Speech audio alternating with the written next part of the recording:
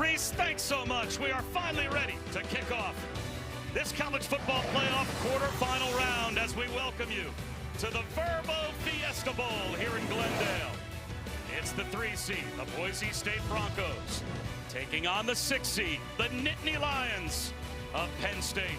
And this is just the start of the college football playoff quarterfinals, because we've got 3 more games tomorrow. And it will be capped by the All-State Sugar Bowl. The winner of our game will take on the winner of Georgia-Notre Dame in the Capital One Orange Bowl. So a game tonight, a triple header tomorrow to determine who advances to the college football playoff semifinals. And we have 2 compelling stories here in Glendale. Penn State 12-2 this season. Their losses to the 2 teams that will play tomorrow in Pasadena, Ohio State and Oregon. And boy, were the Nittany Lions impressive in round 1 of the CFP, dominating SMU at Beaver Stadium 38-10 in frigid temperatures. More moderate now as they come out to Arizona to take on a Boise State team. 12-1, the Mountain West title holders. Their only loss to #1 Oregon.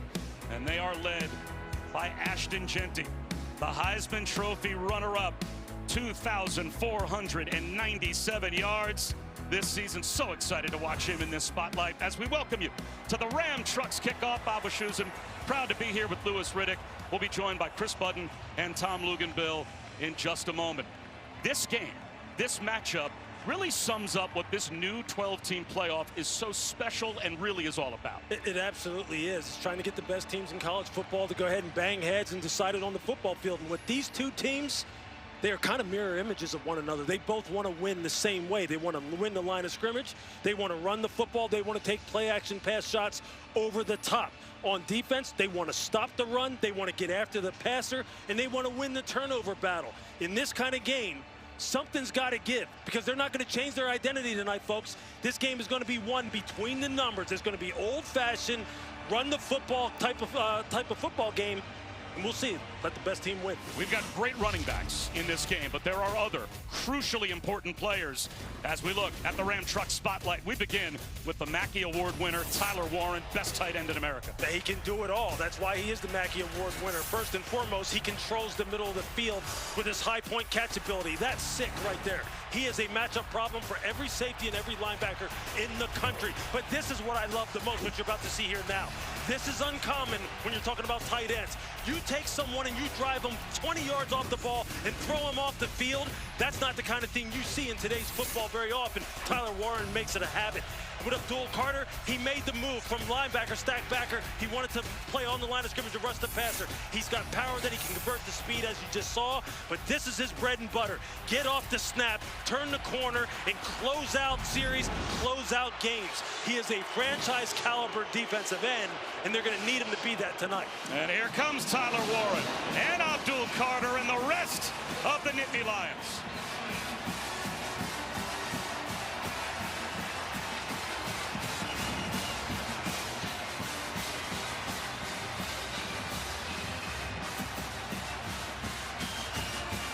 The challenge for Penn State to win this game in advance. They have to shut down the Heisman runner-up. 1,652 yards after first contact this year for Ashton Jeanty. There's only one other running back in FBS in total yards that ran for more yards than Ashton Jeanty ran for after contact. Soak that in. Who does he remind Louis Riddick of? This is a pretty favorable comparison. It popped in my head, Bob, immediately when I started watching Ashton Jeanty. Emmitt Smith, one of the greatest runners in terms of contact balance that the game of football has ever seen. You see here, he's just surrounded by defenders. Emmitt made a habit of doing this kind of thing, bouncing off of contact, using that great vision, and then being able to break off plus 50, plus 60-yard runs and take it to the house. Ashton Jeanty, he's even faster, folks.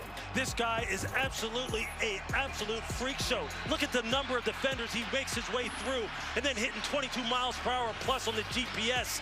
He will rip your heart out with plus 50-yard runs. He does them on the regular. You better have an answer for him tonight, because Ashton Jeanty, he's here to play.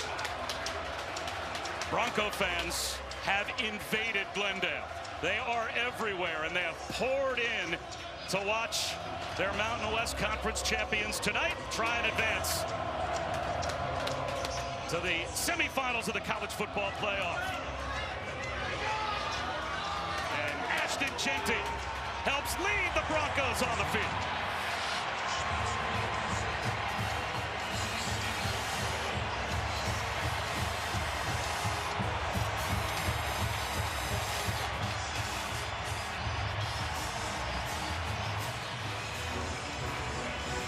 All that's left now, we'll kick it off in a moment. You're watching the Ram Trucks kickoff.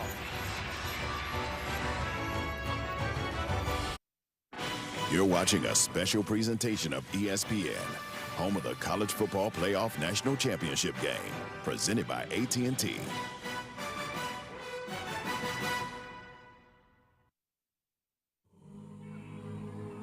Why you come to Penn State right here, man? Leave it on the field. Every play, every snap. Give me all you got for 60 minutes. As the year comes to a close, the quarterfinals begin. These Broncos stampede over their field of blue to greener pastures. We got a chip on our shoulder, and we can't wait to put the ball down and play. Now, they're looking across the line at the Nittany Lions. We're trying to win it all. We out there ready to hunt.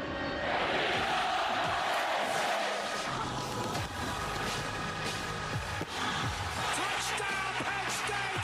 Dominic DeLuca! Intercepted! Penn State's second pick six of the first half. A destructive defense won't intimidate Boise State. Oh, look at Jeanty go! You can't bring it down! We have all the talent necessary to go run the table. Touchdown, Penn State! It's about you guys! Are you serious? Penn State, Boise State, a toast to the new year and a trip to the semifinal awaits. Happy New Year, everyone, and we indeed are welcoming you back to the Verbo Fiesta Bowl. Game one of the college football playoff quarterfinals. Penn State, Boise State, set for kickoff down to Chris Budd. I'm with head coach Spencer Daniels, and you were soaking this in. You told me that every game this season has felt like a playoff game, because if you lose, you're not in this. Now you're in the playoffs. What do you need to see from your team early to know they're ready for this stage? Yeah, first off, thank you, Jesus. We serve a champion. We're fired up, but we got to take one play at a time. Our teams earn the right to be here.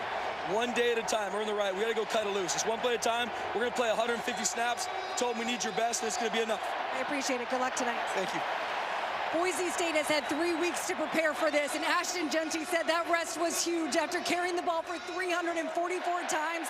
He says, finally, my body feels like it did at the beginning of the season. But is that rest always good? Offensive coordinator Dirk Cutter said, when you win, you want to keep playing. The rest scares me more than I think it helps us. Over to Penn State now with Tom Luganbill. Coach, many have tried, few have succeeded defending this Boise State rushing attack. How do you attack them defensively and get them out of their comfort zone? Well, obviously, like everybody, you got to overload the box with numbers. You got to gang tackle, and you got to wrap. You can't throw shoulders against this guy. And then you also have to understand, he's going to make some plays. You got to flush it and move on to the next one. Thanks, Coach. Good luck. Thank you. I'll tell you what, offensively, Boise State is a handful, but they've always been playing with a loaded deck. They stay ahead of the chains. They're in second and third and short. This Penn State defense has to get them off schedule. And if somebody on that Boise State offense is going to beat Penn State tonight, he can't be wearing a number 2 jersey. The game plan similar on both sides. Win the line of scrimmage, stop the run game, old school football. I'm looking to my right, and I actually think I see a tear in Louis Riddick's eyes. Yeah, if I could, it's back to your days of playing. Yeah, if I could take my shirt off in this booth, you'd see goosebumps, because that's what this game is. Please don't. It's about playing, making the other team. Yeah, I won't. It's about making the other team play left-handed. Make them do what they don't want to do. Whichever team can do that, protect the football, win the time of possession, they're going to come out on top. Penn State won the toss and deferred, so that means we will see Ashton Jeanty and Boise State taking over at their own 25-yard line first, averaging over 192 yards per game. And it's his big play ability, Lewis, that's amazing. Yeah, just look at this number right here. Look at this. 12 rushes of 50-plus yards. 12 of them. Penn State has allowed 1 this year. And when we talked to Tom Allen, the defensive coordinator, he said that was a reverse against USC, almost as if to say that doesn't count. We'll see if it counts tonight. Well, going up against a top 7 rush defense. Maddox Madsen, the quarterback, and they start with Genty. And he doesn't get much on first down.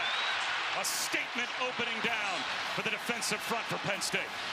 Jalen Reed led the charge, and A.J. Harris was there as well. You can see already, they're going to load the box. They're going to say, hey, Maddox Madsen, you're going to have to throw the football. We're going to put you in those second and long and third and long situations, that environment that you don't want to live in, that Dirk Cutter, the offensive coordinator, doesn't want to put you in. We'll see if he has some answers.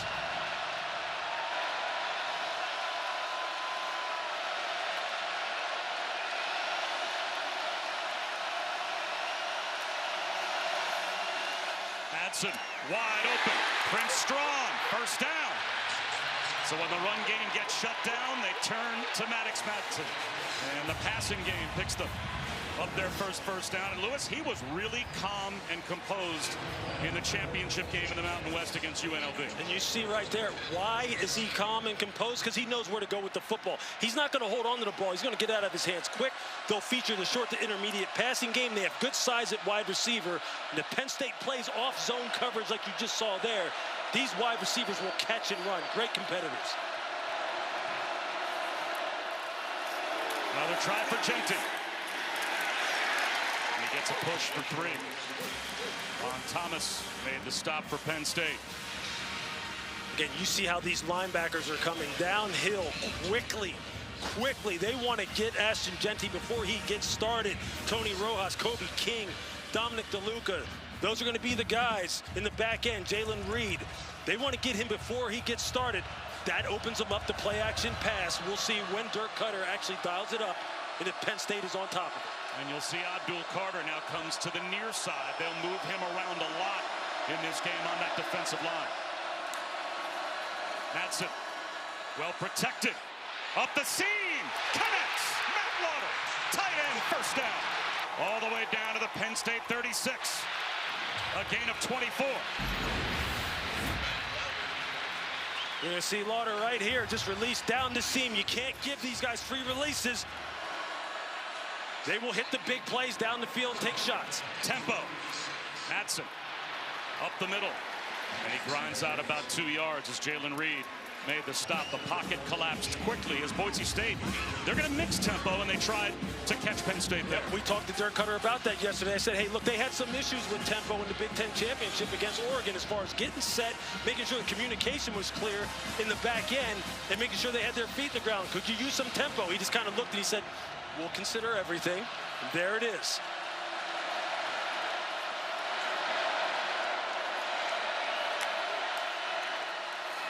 Genty on 2nd and 8. Grabbed around the waist by Jalen Reed. 1 yard to make it 3rd down and 7 on this opening drive for Boise State. Defensive coordinator Tom Allen is making no bones about this. He wants to go ahead and load this box and stop the run. Now they got him in the environment that they want. In 3rd and long type of situation. Now can the pass rush get home? Can the secondary make Maddox Madsen hold the football so Abdul Carter can get there?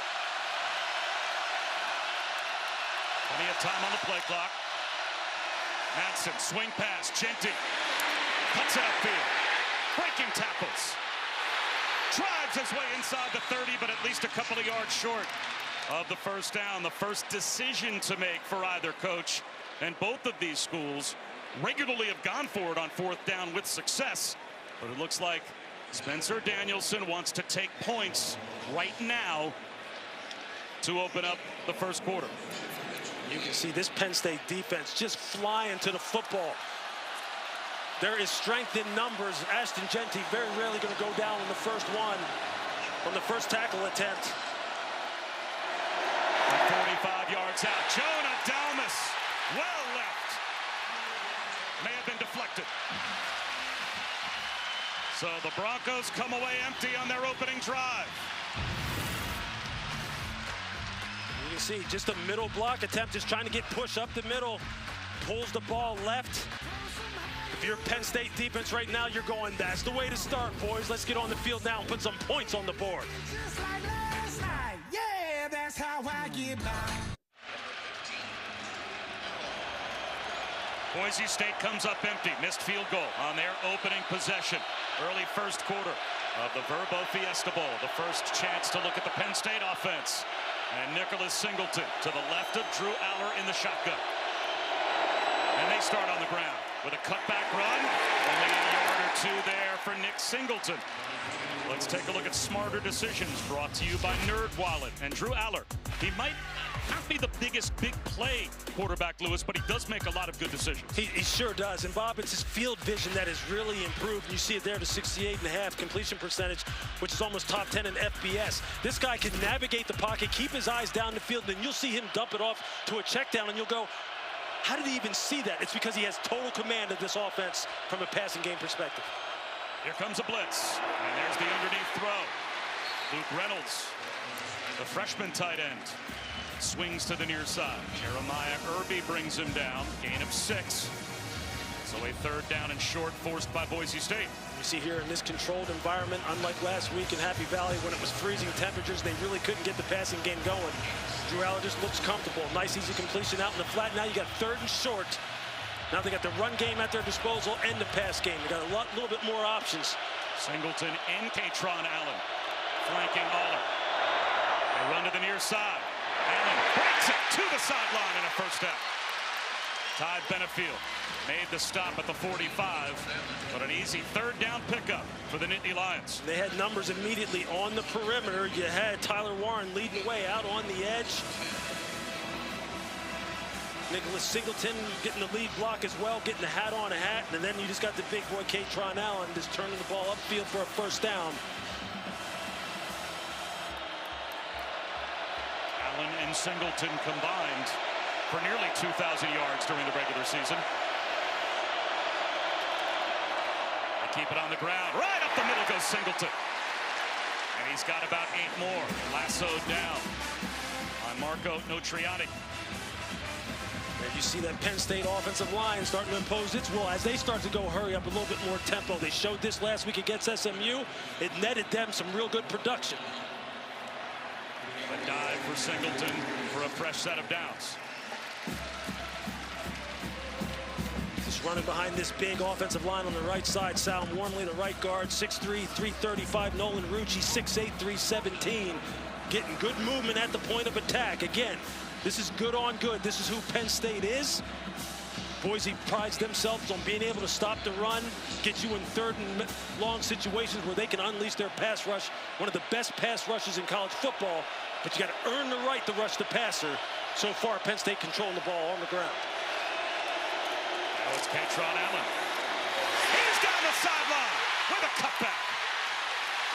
Dragging tacklers to the doorstep of the red zone. 23 yards for Katron Allen. And just watch the combination blocks on the perimeter. Watch Rucci, watch Tyler Warren getting the chip on the edge and then just working up to the second level. Katron Allen just hitting it downhill, all 230 pounds of him. It's just a heck of a 1-2 punch between him and Singleton. Singleton more the speed guy, Allen the power guy. They both are problems. They've got Boise State on their heels now. 1st and 10 in the high red zone, just outside the 20. 6 plays on this opening drive, 5 of them runs. Another run here with Allen. He's got a lane again, breaks a tackle.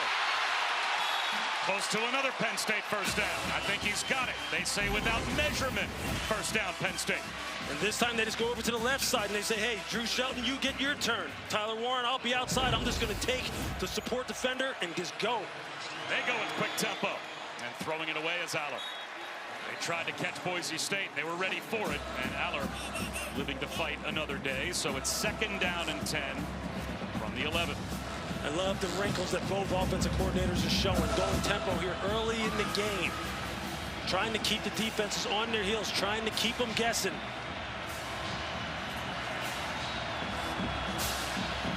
Boise has played good red zone defense all season long. They need to tighten up, make those throwing windows tight, and they need to be able to stop this run game. Play action. Aller floats one in the back right corner of the end zone. Tyler Warren. Touchdown.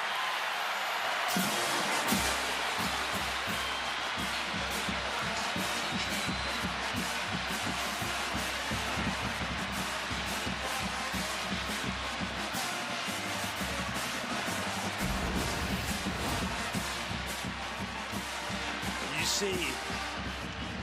That left foot, it's inbounds. It's got control of the ball. That's 6. They had the matchup that they wanted. Here another look at it. That left foot down, clearly inbounds. They had Tyler Warren one-on-one in man coverage against Alex Tubner, the strong safety. No pass rush. That's going to net 6 for Penn State every time. Is there a matchup with Tyler Warren they don't want? Well, that's just exactly what you want. You want to get man coverage. You want to protect it up front. Boise State had no pass rush whatsoever. You just see Drew Aller just sitting there waiting for him to uncover as he works the back of the end zone and just lofts one to him. And beautiful pass. Penn State with the early lead. You're watching the CFP quarterfinal at the Verbo Fiesta Bowl.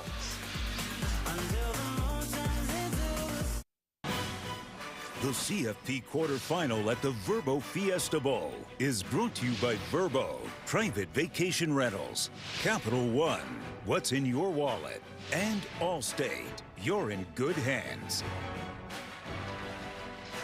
As we take a look at the college football playoff bracket brought to you by AT&T. This just the start. Penn State, Boise State in the Verbo Fiesta Bowl tonight. Then tomorrow at 1 Eastern on ESPN. The Chick-fil-A Peach Bowl, Texas, Arizona State, followed by the Granddaddy. The Rose Bowl game presented by Prudential. Ohio State, Oregon will cap the night with Notre Dame, Georgia in the Allstate Sugar Bowl. And the winner of our game advances, Lewis, to take on the winner of Notre Dame, Georgia. Yeah, Notre Dame, Georgia, it kind of stands out because, again, you're talking about great defensive play, just tradition-rich colleges. I mean, all those games are just heavyweight battles. Latrell Caples on the return. Spins out to the 25-yard line. So we'll step aside for just one more moment and come back and see if Ashton Jeanty can respond to an opening touchdown drive engineered by Penn State.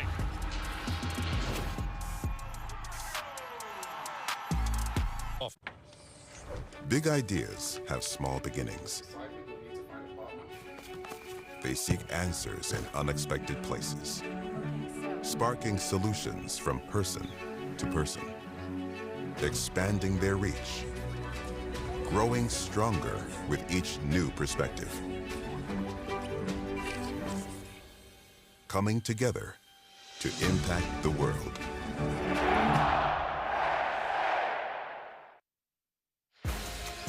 Ashton Jeanty, 128 yards away now from breaking the all-time single-season rushing record of Barry Sanders from back in 1988, would cap an amazing season. Now, of course, there is some context that is required here.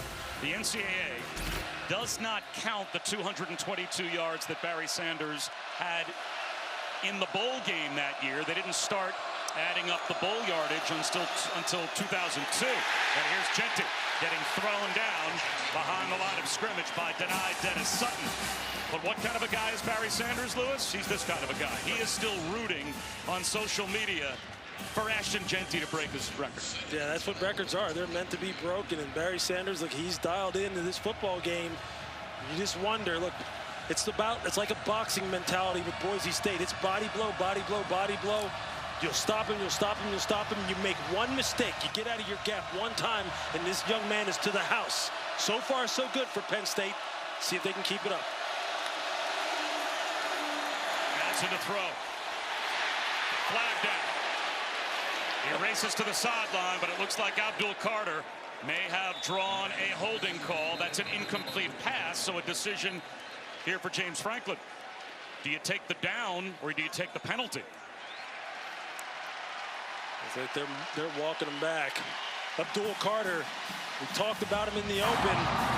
Holding, offense number 77. Penalties declined. Third down. And they're just going to run him on a little TE. You're going to see this, and you're going to see him loop back inside. With the speed that this young man can run, but just look at that. He is gone, and left tackle Ben Dooley has no choice but to try and hook him around the neck. Otherwise, he's about to ruin everything. You see, he's trying to pass off Zane Durant to his buddy Cage Casey, but Abdul Carter's like, I'm already gone. I'm already through this gap. Man, is he quick. James Franklin took the down to make it 3rd down and 12. Blitz coming. Stepping up in the pocket, Madsen. Looking for an escape hatch and will not find one. Denied. Dennis Sutton eventually gets the sack for Penn State, and it's a 3-and-out for Boise. They'll be punting from deep in their own end. These TEs again, watch. You're going to get Dennis Sutton coming from the top of your screen this time. They are looping their ends inside, taking 2 steps upfield and then coming inside. And then you see he doesn't give up. He just continues to hunt and continues to hunt, chase down the quarterback. They were playing a 2-deep shell in the back end, matched the patterns perfectly. Maddox Madsen had nowhere to go with the ball. And now a false start will be called on the punt group. Before the snap, false start. Offense number 23. 5-yard penalty, 4th down. So the Broncos going in the wrong direction, and we'll see what kind of field position Penn State will get. After a 9-play touchdown drive, their offense put together, Lewis, where they control the line of scrimmage offensively just as much as they are controlling it so far defensively. They sure are, and that's where this game is going to be won. We knew it was going to be won here. So far, Penn State imposing their will, doing it their way. End-over-end kick from Ferguson Reynolds. Fielded near midfield. Zion Tracy at the Penn State 45 with a fair catch. 42-yard punt. Denied Dennis Sutton. And the defensive line doing work so far for Penn State. New crib psychotic. I'm so iconic. Aerial coverage provided by Goodyear. Celebrating the challenge of road games everywhere. Are you ready for the road? Goodyear. More driven. Bob Wischusen alongside Lewis Riddick. Chris Budden, Tom Luganville with us as well. Here in Glendale. It's been all Penn State so far in the Verbo Fiesta Bowl, and they've got great field position at their own 44-yard line. Aller steps up, breaks a tackle, lowers his shoulders, and decides to lower the boom. Triani picks up 3. Drew Aller is 240 pounds. This is a guy who just started playing quarterback. Said he'd always played other positions because of his size. They waste no time giving it to Kaytron Allen. He's got another Penn State first down. Boise State late to get lined up. Penn State already had them outnumbered at the point of attack instantly, and they're knocking Boise State off the ball. Tyler Warren already just doing work on the perimeter. These wide zone runs. Defensive coordinator Eric Shenander better have an answer for this. He better have an answer for this run game. Otherwise, this rushing total is going to go up. We're already almost at 100 yards. At 70 right now. Kaytron Allen averaging 12.8 per carry already. Another handoff. Hurdling to that second level is Kaytron Allen.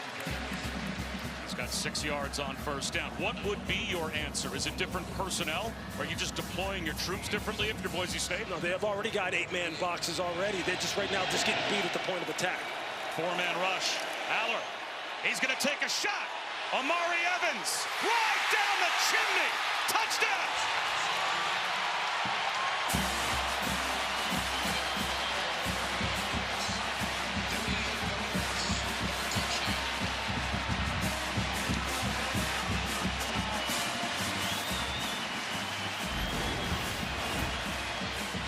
Amari Evans, one of the fastest guys on the team. They just ran him right down the middle of the field on a post. Had him one-on-one on the do-it-all safety, Ty Benefield. Benefield just late to get out of his pedal, didn't get on his horse fast enough, just misjudged the type of speed that this young man has. And Amari Evans, he's their big play threat, their home run threat. Beautiful throw from Drew Allen.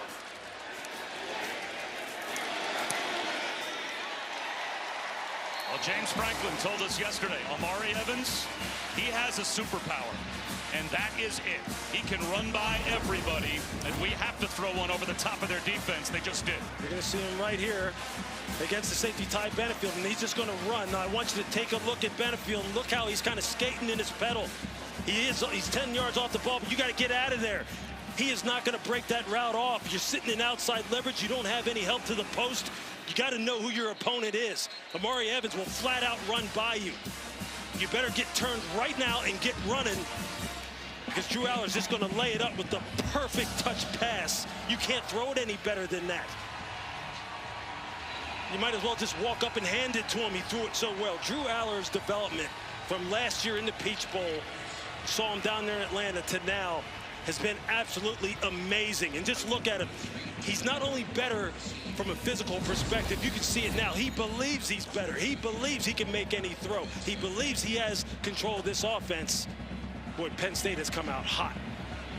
Drew Aller now 51 touchdowns against 9 interceptions this season. Since 2022, he and Jaden Daniels are the only 2 to put up those kind of numbers in a single season. We've now got a quick message from Verbo. Defenses so far have been stingy, and that really showed in the... Done? Look, if you want a house without a host, you should have booked a Verbo. Like I was saying, both teams have really good defenses, and it really showed in the second half.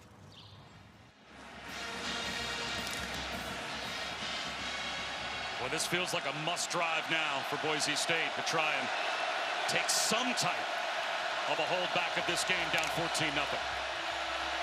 And we're still in the first quarter. They start with a little button hook to Austin Bolt. Let's head down to Chris Budden. Bob, this Boise State coaching staff has been so complimentary of Maddox Madsen's composure amongst the chaos this season, but he was visibly frustrated on the sidelines, shaking his head. Ashton Jeanty had to come over, pat him on the back. After talking with his coaching staff, regained the composure, went up to every offensive lineman, said, we're getting back in this on this drive.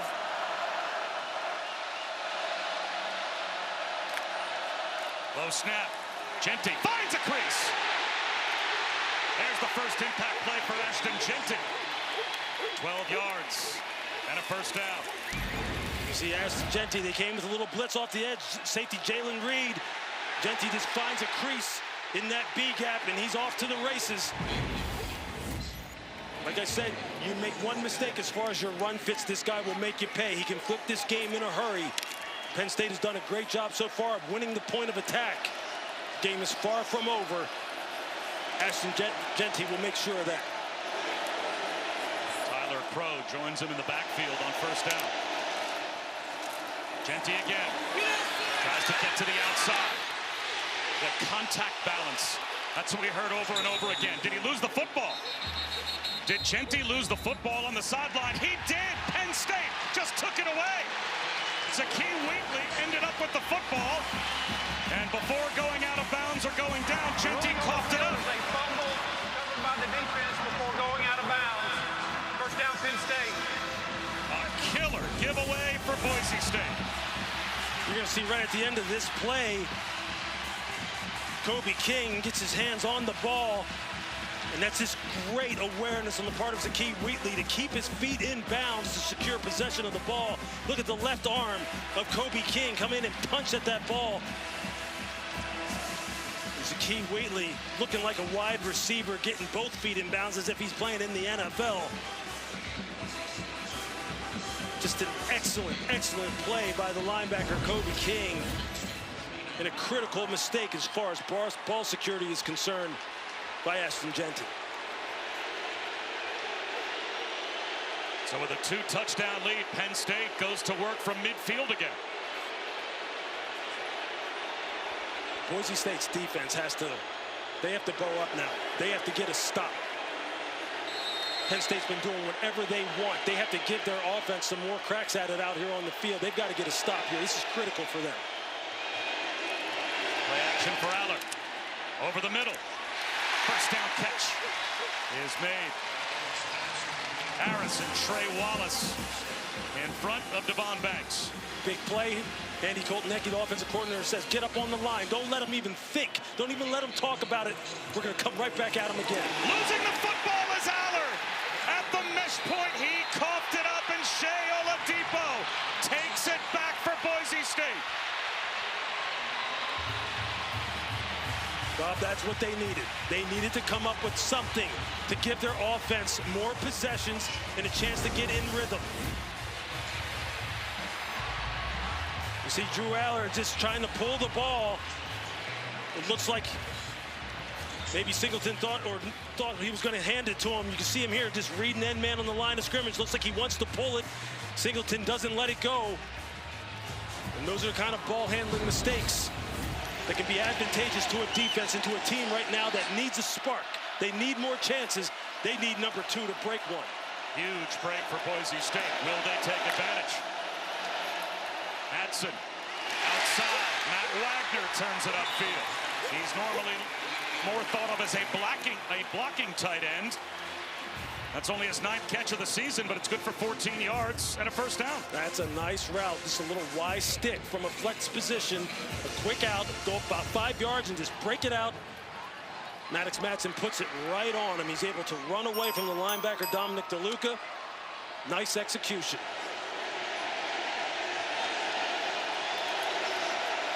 With the entire Penn State defense in a phone booth right near the line of scrimmage, and they toss it to Genty. He's got nowhere to go. Jalen Kimber holds the edge, but there was no crack of daylight with that defensive front for Penn State crowding the line. I mean, Kimber was shot out of a cannon on the short side of that formation with the wide receiver taking a cut split, meaning he's close to the tackle. As soon as he saw that pitch, he was flying downhill, and so was Dominic DeLuca.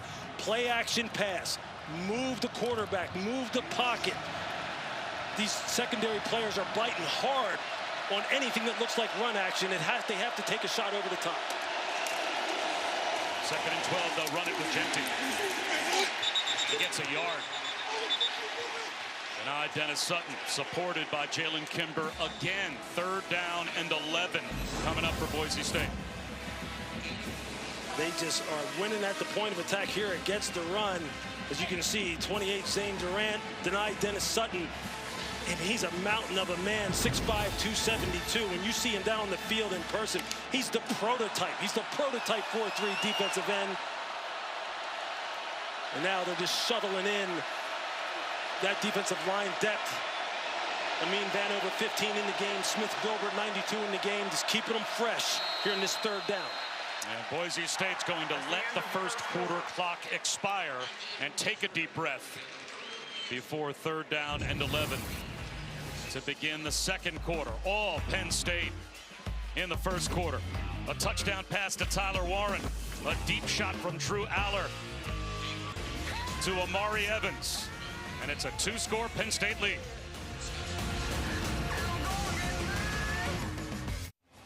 Coach pretty much is scripted in the 1st quarter, but you got to recover from that turnover. What are you going to see here on 3rd and long? Yeah, I just can't turn the ball over. We put such an emphasis on that. Had a great opportunity to go up by 21. Name of the game since the beginning of time has been turnover ratio. So our defense has got to respond here, help our offense out, and then we'll get back going. Thanks, Coach. Thank you. Penn State's defense forces 3rd down and 11. And Madsen out of the pocket, extending the play, hoping for some help. Fires one down the sideline into double coverage, and it's broken up and incomplete. It's drawn the intended receiver, but Cam Miller, one of those nickel corners, underneath in coverage in perfect position.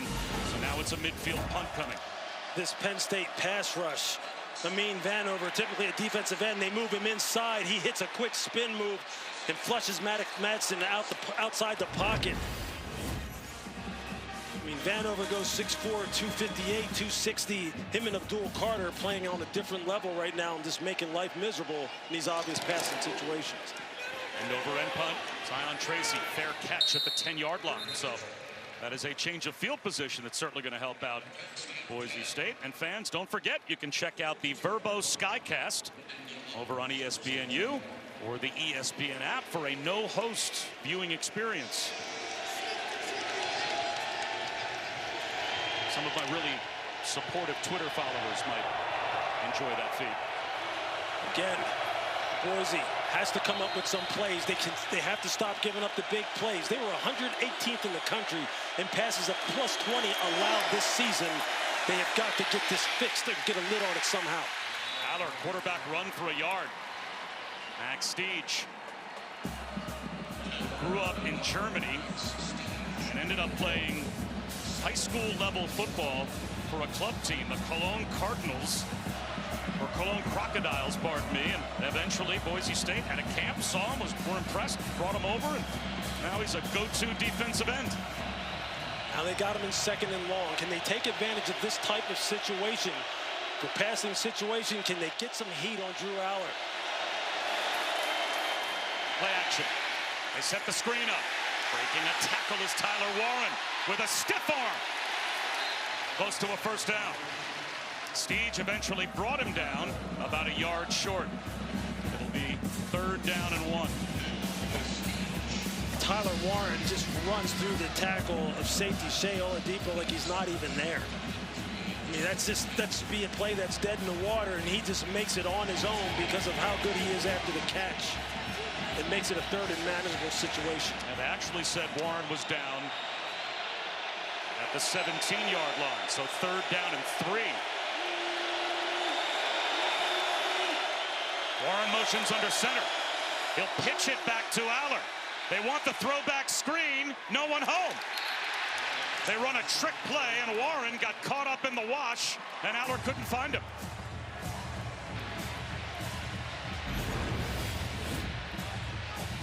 Boise sniffed this out right away. Just watch. You're going to see Tyler Warren just try and sneak out here after he pitches the ball.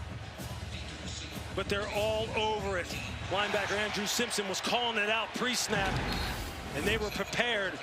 That's smart football on the part of Boise in a key 3rd down situation. They should set themselves up here with good field position.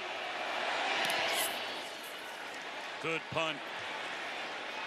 All the way down to the 30-yard line to Cooper Jones. Made the first man miss. Breaks a tackle. Cooper Jones still on his feet. Spinning close to midfield before he's finally brought down. 53-yard punt from Riley Thompson, but an 18-yard return gives Boise State good field position.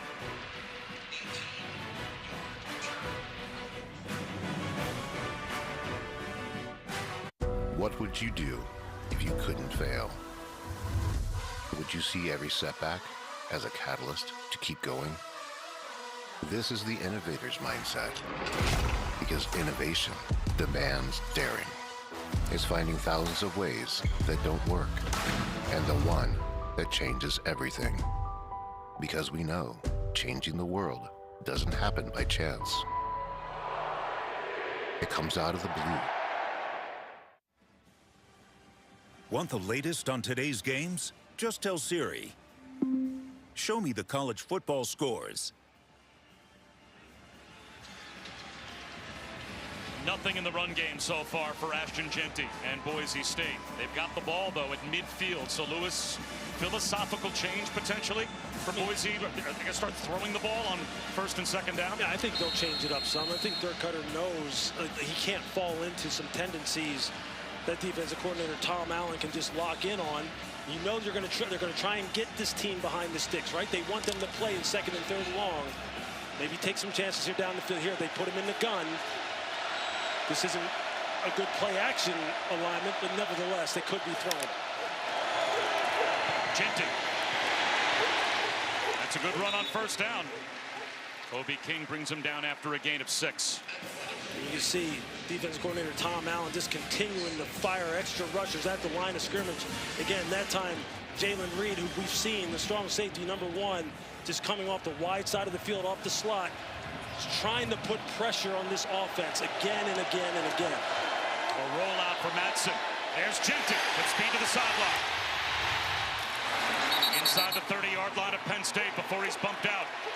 Kobe King eventually made the stop. Zion Tracy there as well, but not before Jeanty gained 17. There you see the difference, right? When you put him under center and let him roll out and change the launch point, you see how the defense slows down all of a sudden? Because now they're looking for the run. They're not really getting back in their pass drops and pattern matching the way they typically would because they're not sure what's going on. That's the benefit of putting your quarterback under center and running some play action of different types. Jeanty, right up the middle. And he's down to the 22. 6 more yards behind a push from Matt Lauder. Just running a double team at the point of attack, pulling the backside guard, number 62, Roger Carrion. One of their most physical blockers up front. Ashton Jeanty downhill.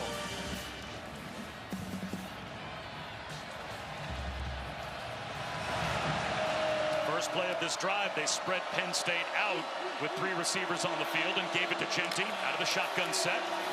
They'll do it again here. He tries to bounce it outside. Lost the football again.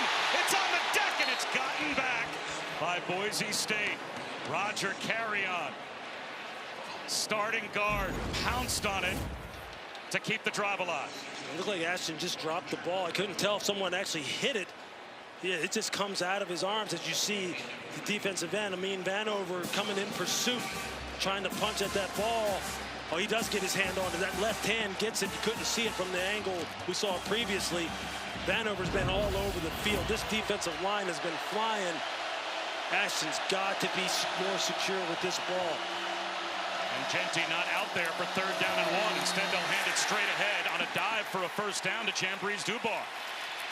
And Dubar's got the first down. So after fumbles twice here in the opening half, they give Genty a moment over on the sideline as we go down to Tom Luginbill.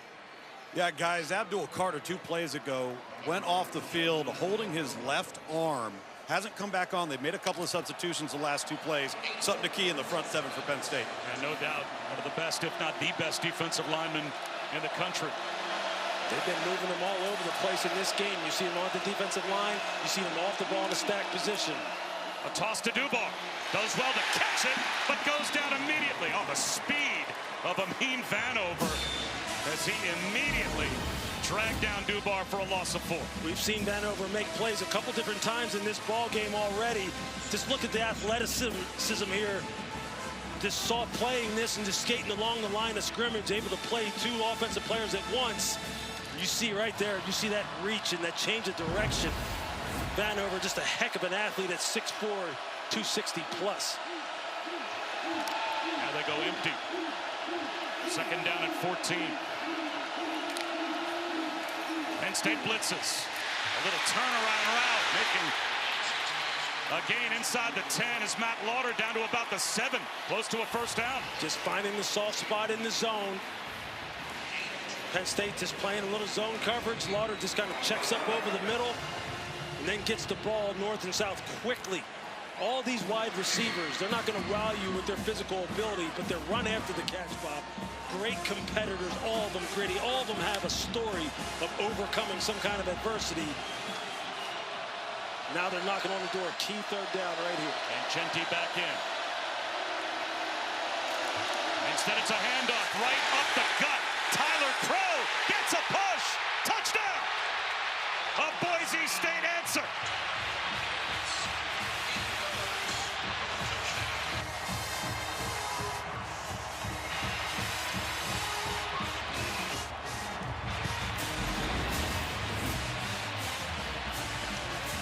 Look at the push at the point of attack on the inside. Center Mason Randolph, Roger Carey in the right guard, Ben Dooley the left guard. And they just give it to Tyler Crow, 233 pounds, a former linebacker who switched to fullback, former walk-on.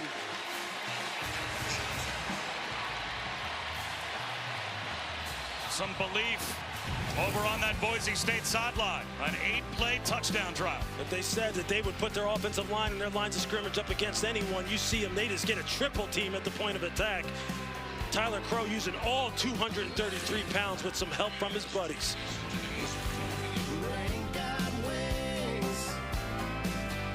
The CFP quarterfinal at the Verbo Fiesta Bowl is brought to you by AT&T. Connecting changes everything.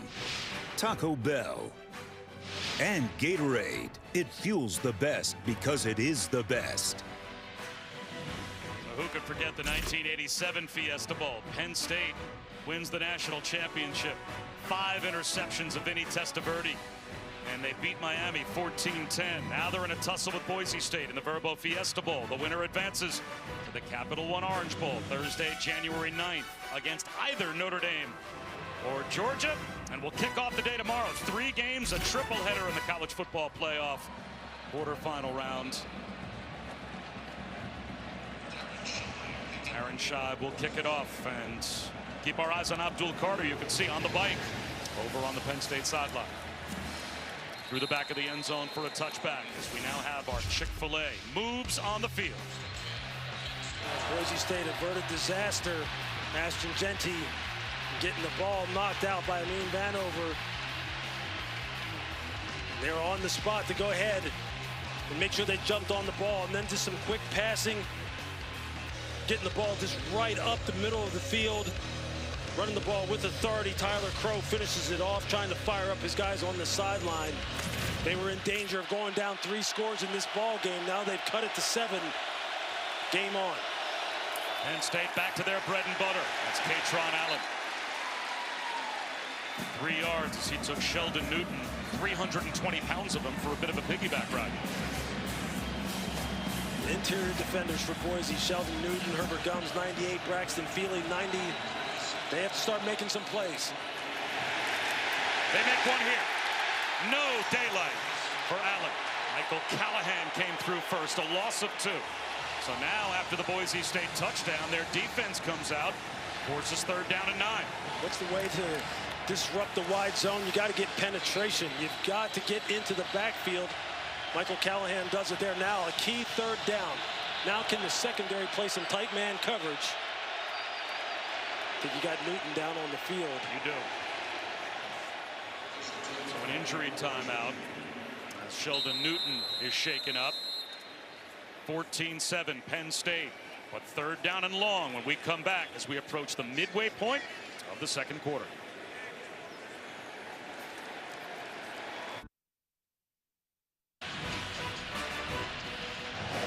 You're watching the College Football Playoff quarterfinal at the Verbo Fiesta Bowl. Bob Wischusen and Lewis Riddick, Chris Button, Tom Luganville here in Glendale. And Lewis, Boise State has forced 3rd down and long after the injury timeout. You better know where number 44 is. He's number 3 in the trick formation at the top of the screen. Got to take care of him first. 92 catches on the season. Khalil Dinkins in motion. Allen steps up in the pocket. Floats one up the seam, hoping for Tyler Warren. Flag out. Holding will be called in the secondary against Boise State. Holding. Defense. Number 0. 10-yard penalty. Automatic first down.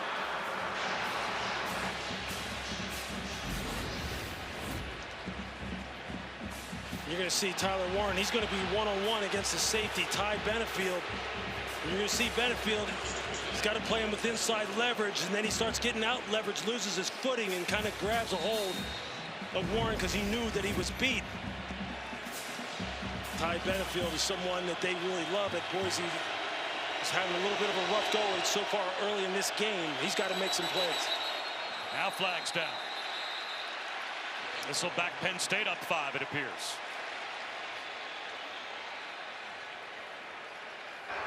Before the snap, false start offense. 5-yard penalty. First down.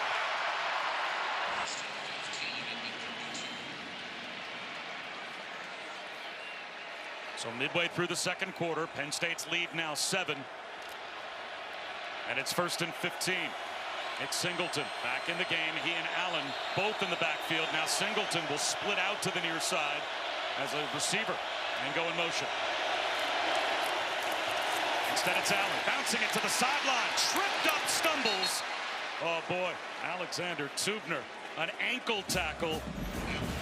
Limited that carry to 5 yards. Tubner got lucky. You see here, he's just trying to play off the block. He's trying to get free from Ioane, and he's just able to trip up Katron Allen by the shoelaces. Otherwise, he was out the gate. They had stuffed that play at the point of attack. Allen just bounced it, tried to get out on the perimeter. Both backs again in the backfield to either side of Aller. Ball start again.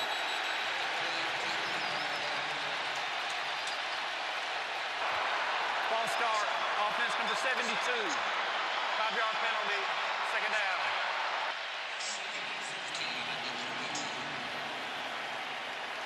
Nolan Rucci, the right tackle. This Boise crowd that has made the trek here to Phoenix, they're making their presence felt. Penn State's got to get it calmed down here and stop shooting themselves in the foot. Boise's defense is starting to ramp it up. Blitz coming. Aller under pressure. Sacked. Ahmed Hassani throws him down back at the 20-yard line. You see the different rush packages. You're going to get this. You're going to get this on the outside. And Hassanin, you're going to see him just take one step, jab step, and then come right down the pipe. You see, they just turn him loose in the A-gap. That is the wrong guy. 8.5 sacks this year, 12 tackles for a loss, 12.5 tackles for a loss. One of the captains on this football team. Now you got 3rd and forever. 3rd and 27.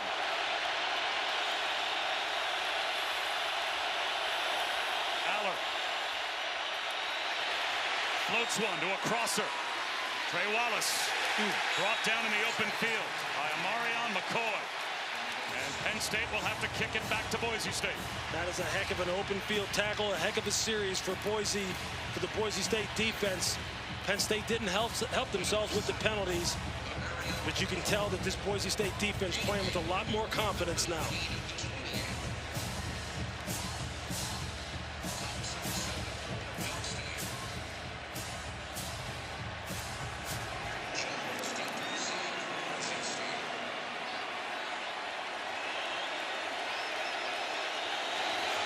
Thompson, a line drive hooked to the near side and takes a sideways bounce out of bounds near the Boise State 40-yard line.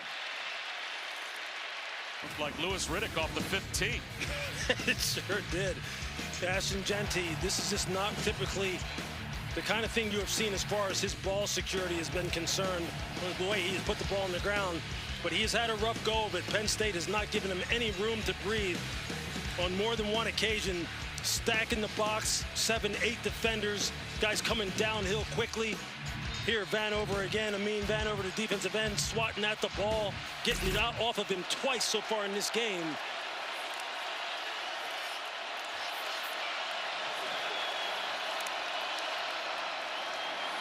Slant, incomplete, underthrown for Maddox Madsen. And there's what we talked about in the break, Bob. Throwing the ball on 1st down. Maddox Madsen getting the ball tipped by Devon Thomas. We saw that on tape a few times. Maddox Madsen only about 5'10". He's got to time up his throws, find those throwing windows precisely. Penn State has a lot of length on the edge of their defense. Dennis Sutton at 6'6", Vanover at 6'4", Carter at 6'3".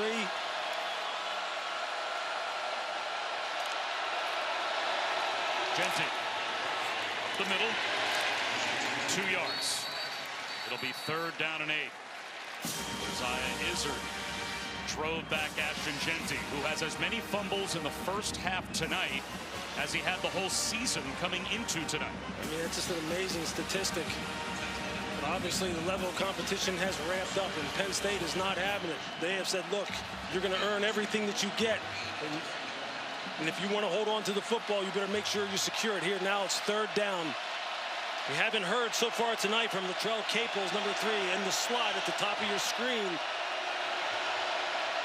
Penn State shows blitz. That's Caples and Cameron Kemper out there wide. One-on-one down the sideline. Incomplete. Through the hands of Austin Bolt, Jalen Kimber. Pretty good coverage and a 3-and-out for Boise State. Trying to work Austin Bolt up the seam one-on-one. You see, just trying to stab the corner inside Jalen Kimber. He's not going to outrun him down the boundary. Madsen tries to put it up and give him a chance to win a 50-50 ball. Now, I had mentioned Latrell Caples. He ran a slant on the inside. He was wide open. Madsen didn't look his way. Line drive kick and an immediate fair catch call to the 21-yard line by Zion Tracy. A 38-yard punt. And aerial coverage provided by Goodyear. Road tested and game ready. Are you ready for the road? Goodyear, more driven. What's been the biggest factor or the most impressive thing in the comeback, at least so far, for Boise State, Louis, to you? Well, their defense is kind of settled in now. It seems as though they're playing with better fundamentals at the point of attack, trying to secure these edges. Spin move. Allen. Brad crawls out to the 30-yard line, about 1.5 yards shy of a 1st down. You see Katron Allen with the spin, stepping out of that tackle attempt at the line of scrimmage. I mean, this man is 230 pounds. And Hassanin injured after making the tackle.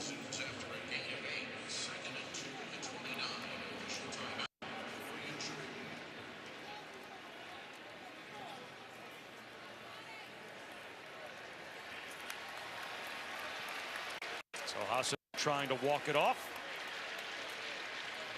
And Taco Bell is bringing the Live Más student section and its students to the Verbo Fiesta Bowl. Tonight they're picking up the tab for students from each school so that these passionate fans could come cheer on their teams here in Glendale. It's just a great scene here. A lot of orange throughout this stadium right now. Trying to get this Boise State team here fired up for this football game. Penn State has come out early in this game, run the football with authority. Now having a little bit tougher of a go-up. Catron Allen up the middle. Flag down. Runs a man over at midfield. Breaking tackles. Catron Allen all the way down, close to the 20-yard line. Is it coming back?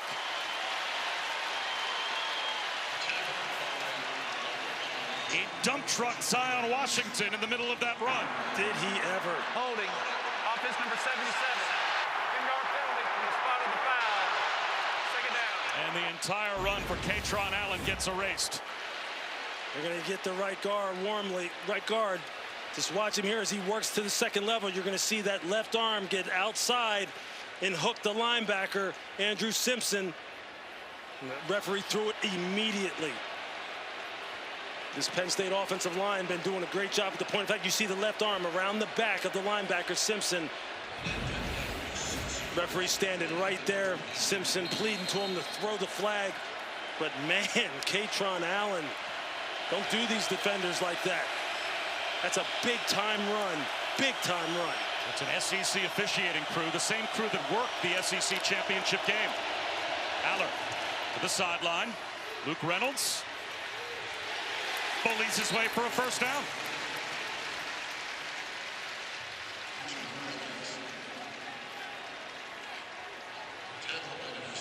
You see the competitiveness of this tight end group overall, Bob. Tyler Warren, his exploits are well known. Luke Reynolds running the football with authority after the catch. Khalil Dinkins, the other tight end, redshirt junior, who they play in these 12 personnel packages with Warren, one of the better blockers at the point of attack as well. They are loaded at the tight end position. Breaking tackles and spinning. Close to another first down is Singleton. That's his first carry in 5 possessions. There's another flag down, though.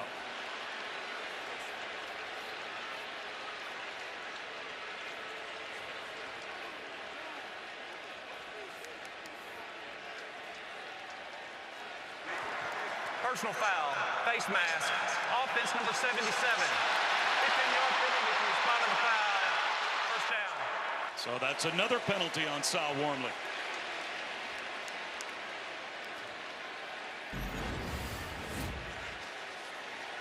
You see big Sal Wormley right there. You see his left hand gets up underneath the back of the helmet, right behind the ear hole. This offensive line coming off the ball with physicality. Just got to be secure with their hands and their hand placement. But right now, this drive, they're owning the line of scrimmage. Plenty of time on the play clock for Allen. Now it's 1st and 20. Out of the shotgun, here comes a Boise blitz. He's going to take a shot. Nearly intercepted by Benefield. Boise State sideline, hoping for offensive pass interference. They wanted a flag on Amari Evans. I don't see where's the penalty flag? And there is none. That's Boise's complaint. Exactly, that's what I'm talking about. I mean, Benefield clearly gets pushed in the back by Amari Evans. Otherwise, he picks this ball up. He's got it locked in. He's got his laser on it. He's going to pick this ball off in the deep part of the field.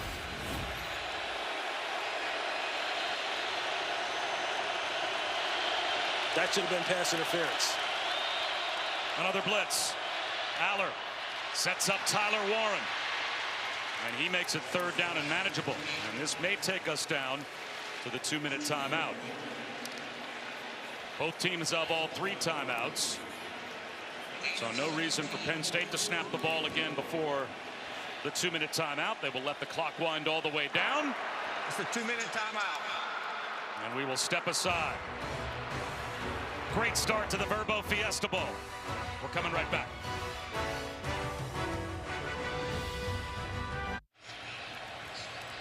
Coming up on the Mercedes-Benz halftime report, Reese Davis, Desmond Howard, Joey Galloway are standing by. They'll have first half highlights. They'll take a look at all three of tomorrow's college football playoff quarterfinal matchups, as well as we take a look from the AT&T Connected Camp here at the Verbo Fiesta Bowl. Big third down here for Penn State after the 2-minute timeout. Singleton stretched out, dropped for a loss. Hassani shakes off the earlier injury and gets back out there to make an impact play. And now Khalil Dinkins is slow to get up for Penn State. Look at the awareness of Ahmed Hassani. His watch has Tyler Warren's coming down the crack on him and try and pin him and seal this edge. They got a pin and pull situation. He crosses the face. He crosses the face of the block perfectly. Just look at this.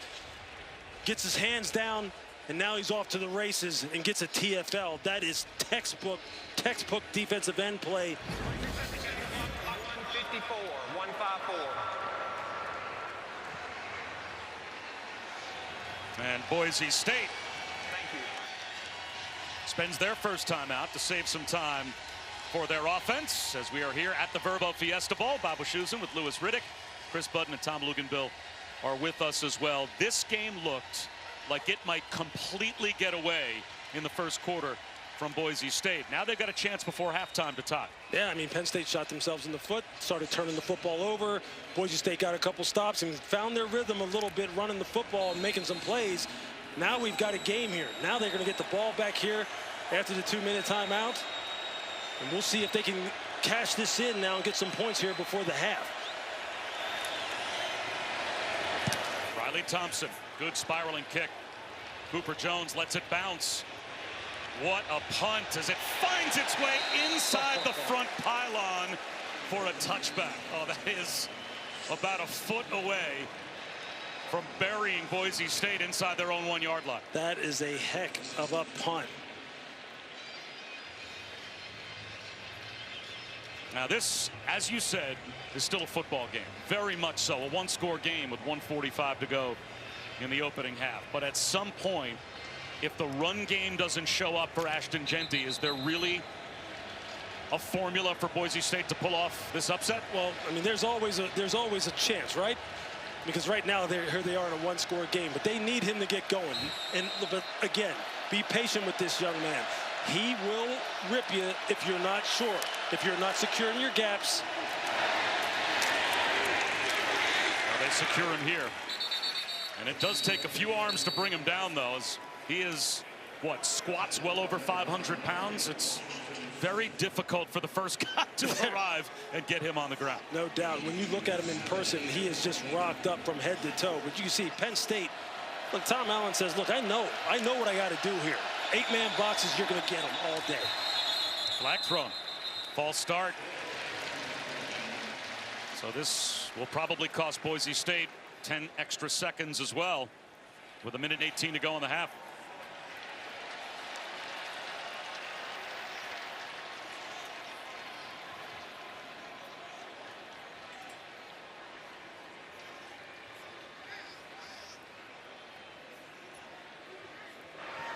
False start, offense number 17. It's a 5-yard penalty, second down. Penalty carries a 10-second runoff, which has been declined. So they offer James Franklin the 10-second runoff. He wants some time for his offense. If they can get a stop, he wants the maximum time on the clock because Penn State has all 3 timeouts. Yeah, he likes his chances right now. You've got this offense behind the sticks. Your defense is playing solid football.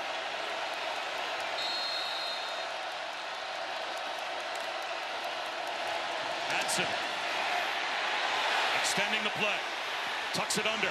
Scoots up the sideline. And gets about half of what Boise State needed. It's like Boise State may have gotten away with the holding. The right tackle Hall Schmidt just had denied Dennis Washington locked up as he hit him with the inside pass rush. You can see he is just beside himself that he didn't get the call.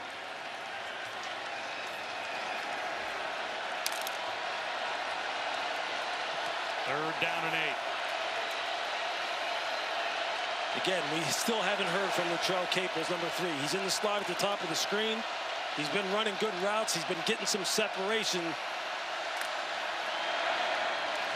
Slant left, Lauder reaches to try to get the football to the line to gain and comes up a yard short. So now James Franklin will use one of his timeouts with 1:05 to go in the half. Timeout, Penn State, their first of the half. 30-second timeout. Please reset the game clock to 1 minute, 7 seconds, 1:07.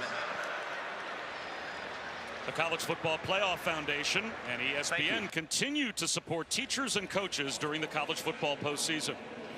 The Touchdown for Teachers initiative will invest over $300,000 in resources for teachers and coaches, donating $1,000 for every touchdown score to fund teachers and coaches focused on sports and fitness. Visit touchdownforteachers.org for more information. And Abdul Carter still getting work done over on the sideline. As you heard Tom Luginbill talk about the fact earlier he left the game favoring that left arm. And it looks like they're trying to harness it up, Lewis, as best they can. It's been a physical ball game out here. Good thing for Penn State. They've had some depth at the defensive end positions. They've been rolling 3-4 guys in here so far today. Here's a decision. 4th down and 1. And Boise State comes out to go for it. Will they snap the ball? Is this a hard count? Or will they actually try and run a play at their own 29-yard line on 4th down? Penn State holding their water. Discipline from Penn State. And a timeout called by Boise State. Timeout. Boise State, the second of the half. 30-second timeout.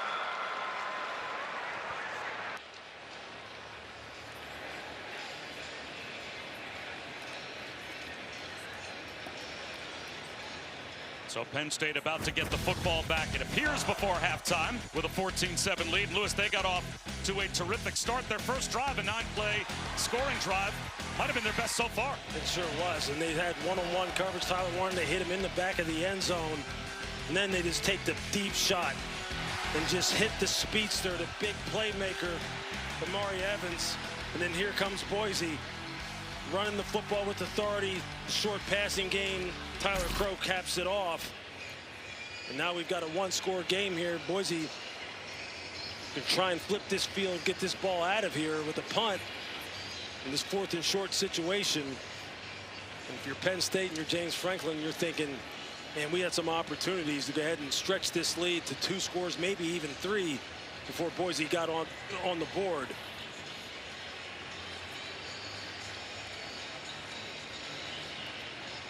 These drives right before half and then the drives coming out of the half, everyone knows who watches football that these are critical moments in the game. Teams practice these situations relentlessly. And Penn State starts the second half with the ball. There you go. So they have a chance to really put a stranglehold on this game. With points before halftime, they could put together back-to-back scoring drives before Boise State ever sees the ball again. And now Boise State, a mess, as they had one of their players heading upfield and the ball was never snapped. So this will cost them 5 yards. Before the snap, false start, 23 offense, 5-yard penalty, 4th down.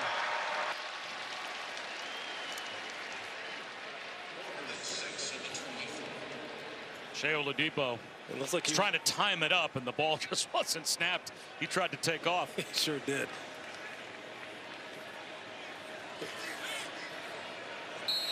And now James Ferguson Reynolds sets up at his own 9-yard line. End over end kick. Tracy, late fair catch signal at the Penn State 36.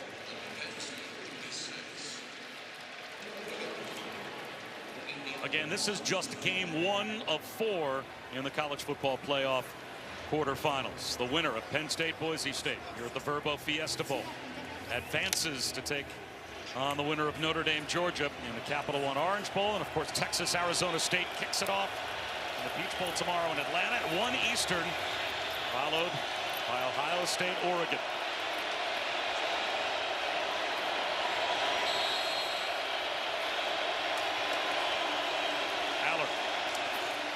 Wide open, Tyler Warren. Bit of a blown coverage there, you have to think, for Boise State. He's got 11 as Devon Banks bumped him out. Really just a little bit of a pick route type of situation where the safety coming down to play man-to-man, Zion Washington, he just got picked off. He's got to allow some room so he can get over the top of that route and get down on Tyler Warren. It's a good play call for Penn State. 56 seconds and still 2 timeouts for the Nittany Lions. 4-man rush. Aller, clean pocket, sideline, reaching up to make the catch. Amari Evans.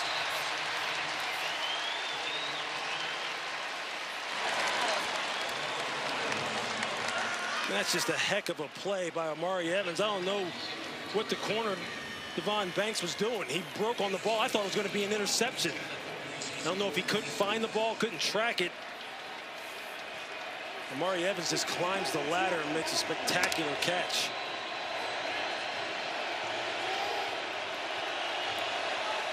Drew Aller, terrific first half, 144 yards and a couple of touchdowns.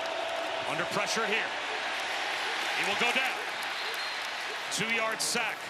44 seconds to go in the half. Michael Callahan made the stop, so Penn State forced to take timeout number 2 here.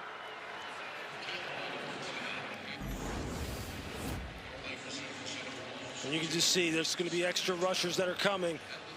Just trying to heat up Drew Aller. See if they can bring more than they can block. And you see coming off the edge, Shea Oladipo makes Drew retreat up into the pocket. Can't find anybody open down the field. As you see Michael Callahan, this defensive front playing much better here in this second quarter. Even from right here, according to James Franklin, they feel like they're in field goal range. Ryan Barker, he's only a redshirt freshman. His long on the year, 49 yards, but according to Coach Franklin, end of half, they would let him kick it from the high 50s, even the low 60s, if there was a chance to end the half or the game with a kick.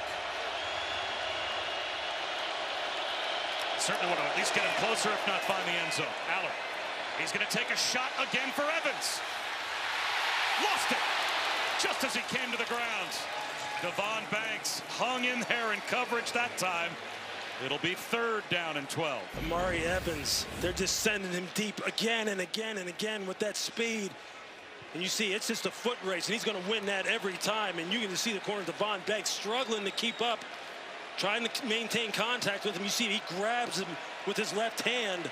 A lot of hand fighting down there at the catch point, and he can't reel it in. A look from the AT&T connected cam there. Big play here. 3rd down and 12. Flags down. Unless a timeout was called, it was by Boise State from the sideline.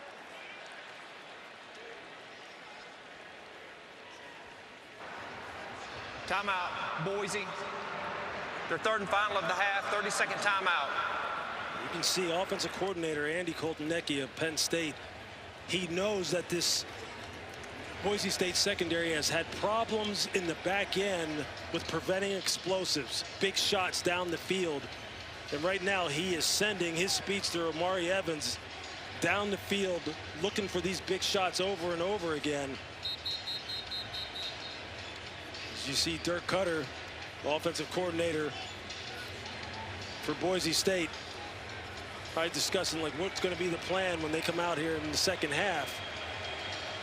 But right now in the immediacy, this Boise State defense, they have got to get it together in the back end, because Drew Aller is saying, hey, look, we're taking shots on you. Is this a shot call, or is this a set up the field goal play call here for Penn State? If I'm them, if I feel like I can protect it, I'm trying to get it to my playmakers. These one-on-one. You got Tyler Warren down here at the bottom of the screen, one-on-one. Aller looks that way. He was hit, though, sawed in half as he let that ball go. Shea Oladipo comes on a nickel blitz, and that completely threw off the timing of Aller and Tyler Warren. You just see they are again just trying to get some pressure, sending 5 and 6 rushers, and there you see Tyler Warren just battling with Ty Benefield on the outside. And I guess they do feel as if this might be just out of Ryan Barker's range. They are not going to try a 55, 56-yard field goal. They're going to go for it on 4th and 12. Boise State shows blitz again. Here they come again. Aller, one-on-one out on the edge, flag out. Trey Wallace grabbed by Devon Banks.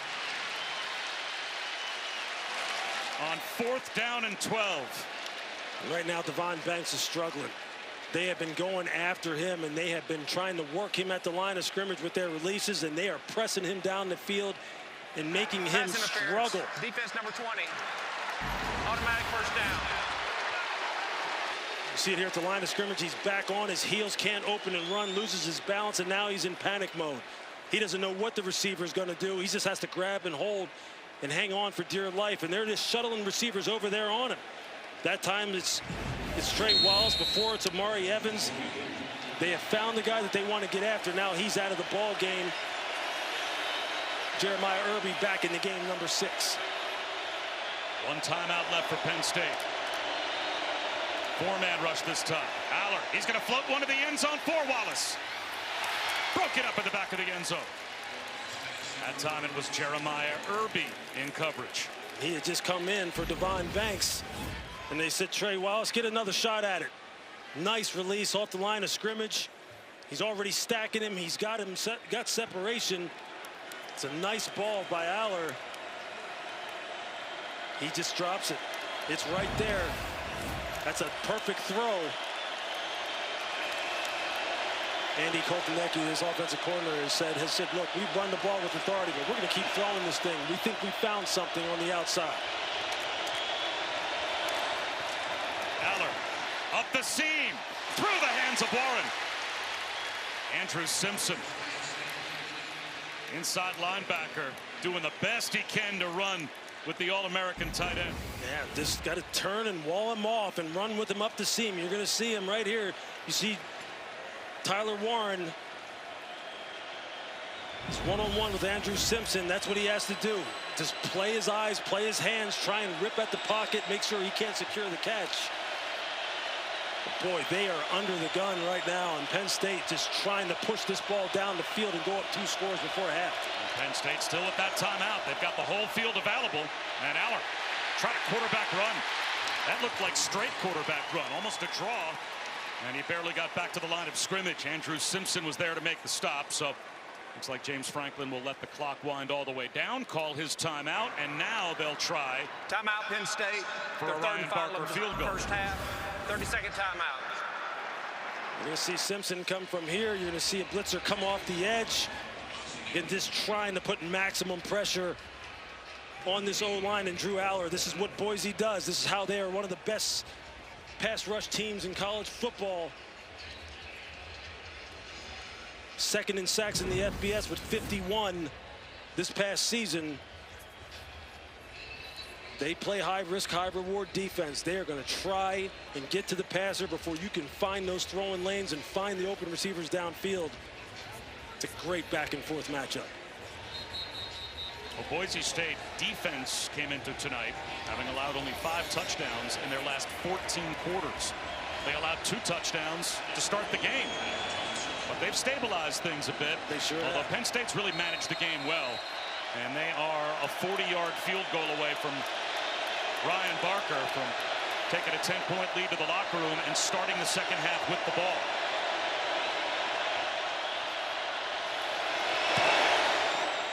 Certainly has the distance, and he's got it. So Ryan Barker ends the first half with 3, and Penn State back to a 2-score lead here in the Verbo Fiesta Bowl. That's the end of the second quarter.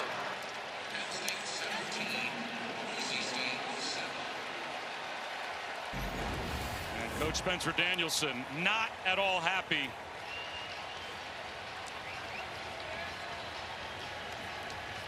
And I think he believed that someone moved up front for Penn State. He was calling, I think, for a false start on the field goal attempt. Does not get the flag. Penn State gets the 3. And let's head down to Chris. Spencer, with Penn State committed to loading the box and stopping Ashton Jeanty, how do you produce more offense in the second half? Yeah, thank you, Jesus. We're battling, and our team's resilient, man. We get down, we get a turnover, we find a way to keep swimming back. and they're doing a good job stopping the run right now. We got to have compliments off of that. Our receivers got to create space and win one-on-ones. We got to protect. Thank you, Coach. Tom? Well, Coach, had some self-inflicted wounds there in the second quarter, but you get the ball coming out of the locker room. How do you regain the momentum here? Yeah, we just got to clean up the penalties. We're making it too difficult on ourselves, with the negative yardage plays, putting us in long yardage situations. So we just got to get that cleaned up. Once you do that, we'll be fine. Thanks, Coach. Thank you. So James Franklin's team with a 10-point lead at halftime. Coming up after the break, it will be time for the Mercedes-Benz halftime report. Desmond Howard, Joey Galloway will be standing by with Reese Davis in just a moment.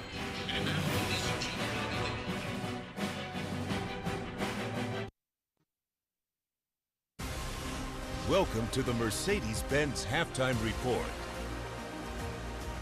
Penn State with a 17-7 lead on Boise State. Reese Davis, Joey Galloway, and Desmond Howard here inside the Rose Bowl Stadium tomorrow. Ohio State and Oregon. Right now we're watching the Nittany Lions and the Broncos. Desmond, started this first half, it looked as if Penn State was going to come out, flex its muscle, and totally control this game. It really did. They flexed their muscle up front. The line of scrimmage, they dominated the line of scrimmage offensively and defensively. Let me show you exactly what I'm talking about. Now, defensively, we knew they were going to stack the box, put 8 in the box so they could control Ashton Jeanty and make sure he didn't get going, and they did a fantastic job with that. But their stretch play to the right, Kaytron Allen with a big run, and then they run the same play to the left again with Kaytron. He averaged 7.6 yards per carry in the first half. They controlled the line of scrimmage for the better part of a quarter and a half, and then Boise started to come alive a little bit, and they turned this into a game, Joey. Yeah, Penn State had 144 yards in that first quarter and 2 touchdowns, and it felt like this game was over. Right. When we watch the hitting, and we always talk about Jeanty running people over. Yeah. Well, there's more people coming, and he is getting hit. He's put 2 balls on the ground, losing one of them. He only fumbled twice all season long as Kobe King comes up, forces this fumble, and Wheatley recovers it. And so at this point, it looks like it's going to be Penn State's game, and then they put one on the ground. For Boise State, after this turnover, they go down, they get the touchdown. Yeah. They can't like the way that first half ended. They give up the field goal. Now they're down 10. Penn State gets the ball back. This drive coming out of the halftime is going to be huge for Boise State to stay in it. Yeah, you look at this right now, and it looked as if after that fumble, Boise State settled down, exhaled, and they really started delivering some hits, got back in the game. But now Penn State will start the ball with the ball in the second half and trying to extend this lead. And as Joey mentioned, Boise really needs to come up on defense here. So halftime in the desert, and Tyler Warren, they go at him in any way they can, and the big tight end just keeping that 1 foot inbound. 17-7, Nits up by 10 at the break.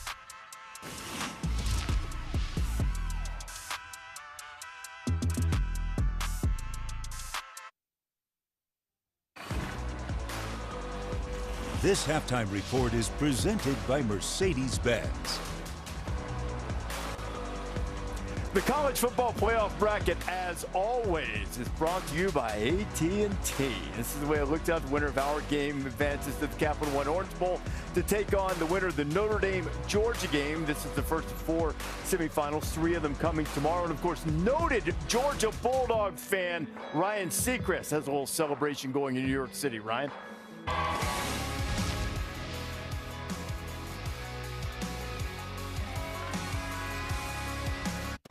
Football playoff quarterfinals continue. It's building. You can just feel the energy. Everything is going to be magnified. The college football playoff quarterfinals, New Year's Day on ESPN. You're watching the Mercedes-Benz halftime report.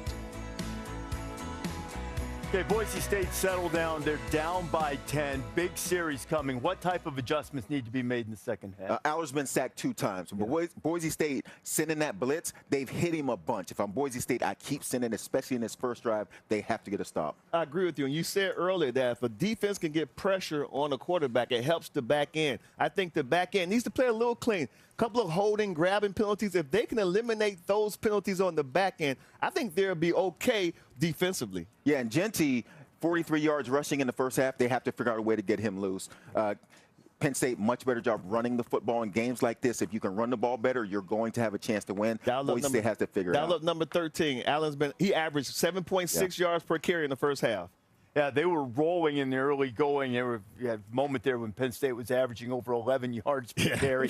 But Boise State settled into the game, started hitting them defensively, and they've got a chance right here now. Both teams undefeated in the Fiesta Bowl all time. Now, what would you do coming out here to attack if you're Penn State right off the bat? I think keep going down the field. They've proven they can hit shots down the field.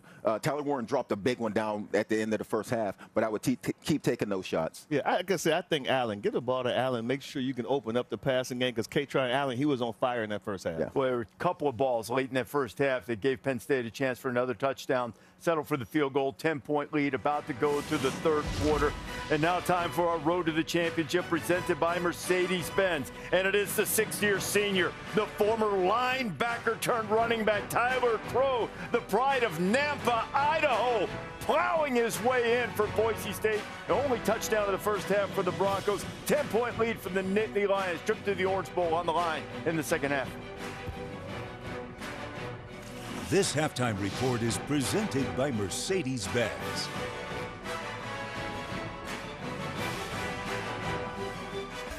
There's never been a path to a national championship like this. And in the end, one team will have done something no team has ever done. The College Football Playoff National Championship, Monday, January 20th, 7:30 p.m. on ESPN. My goodness! Touchdown! You gotta be kidding me! This is something really special. The College Football Playoff quarterfinals continue tomorrow. It's about who has the most heart! Hey, what a win! You got no limits!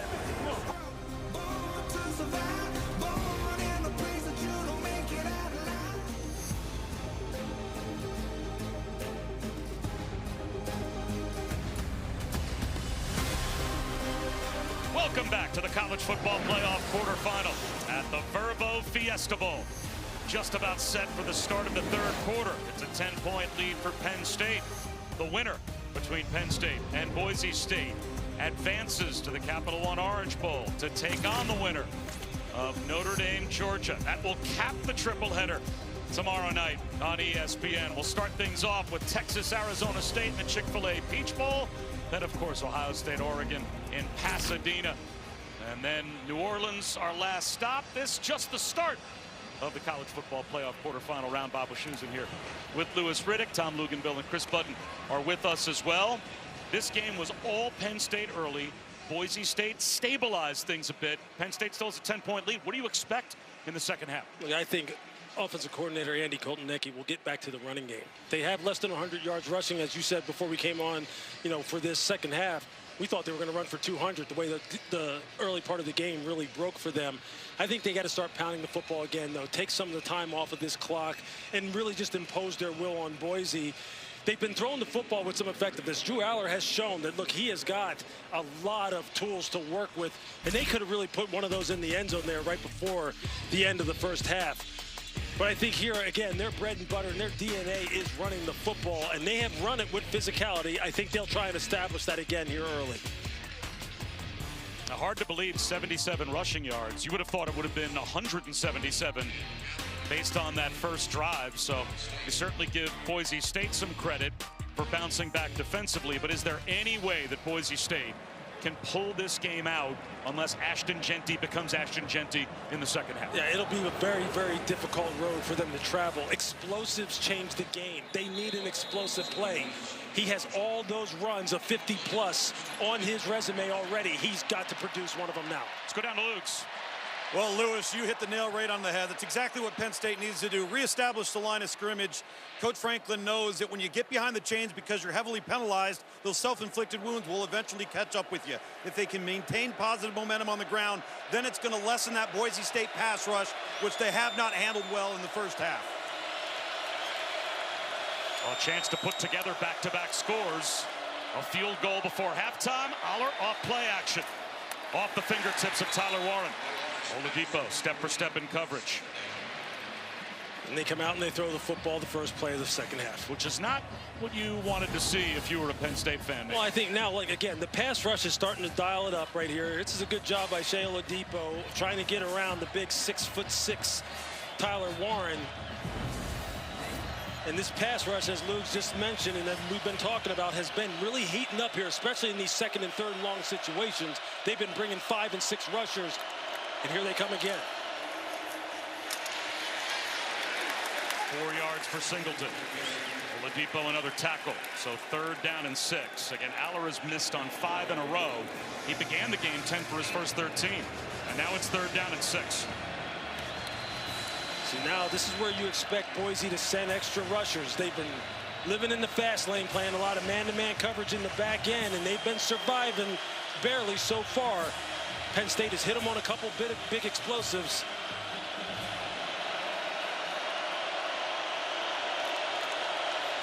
Straight back is Aller. High throw, bobbled it in and out of the hands of Tyler Warren. It'll be a 3 and out for the Nittany Lions. Warren was there, Tubner in coverage, but Aller couldn't put it on him. I don't know how you leave the most dangerous tight end in college football all alone, but he literally is running down the seam with no one within 8 yards of him. Nobody. Aller's just got to put that on him, and they convert, and they got a new set of downs. Boise State dodged, obviously, a miscommunication in the secondary. You can't turn that guy loose, but now they get their crack at it. Cooper Jones, fair catch. Fielded at the 16-yard line. Good punt from Riley Thompson of 54 yards. Down to Chris. No one has to be Superman. That was the message that Spencer Danielson gave his team during halftime. He said, there's just been too many mistakes. Make the plays that we're used to making. One of those, obviously, Ashton Jeanty with the 2 fumbles. He was one of the first guys to walk out of the locker room, surrounded by a group of defensive linemen. They were patting him on the back, screaming at him, trying to get him that energy going. Did they throw on early downs, Lewis, or go right back to try and establish Jeanty? And I think you're going to mix it up a little bit, but he's got to get going. He's got to produce an explosive if they're going to get a chance. Now they're going to be behind the sticks before they even snap the ball. False start. Offense number 9. 5-yard penalty. First down. He was the most dominant running back in football in all of FBS during the season, but he has been held down tonight so far by Penn State, averaging over 192 yards per game, but did not face a top 20 rushing defense through the regular season or in the championship game in the Mountain West. A little fake, and Madsen on the keeper. Only picks up about 3 yards. I mean, Vanover made the stop. And that Penn State defense still without Abdul Carter. A little tempo here for Boise State. Quick snap for Madsen. Out of the pocket. Across the middle, and he's got a hookup with Cameron Camper for a first down. They're going to throw the football. Cameron Camper has to become a factor, just like Latrell Caples I talked about in the first half. Cameron Camper, the transfer from Indiana, has overcome so much, so many devastating injuries to become their big play threat down the field. When the ball gets put in the air, he has to have an impact on this game.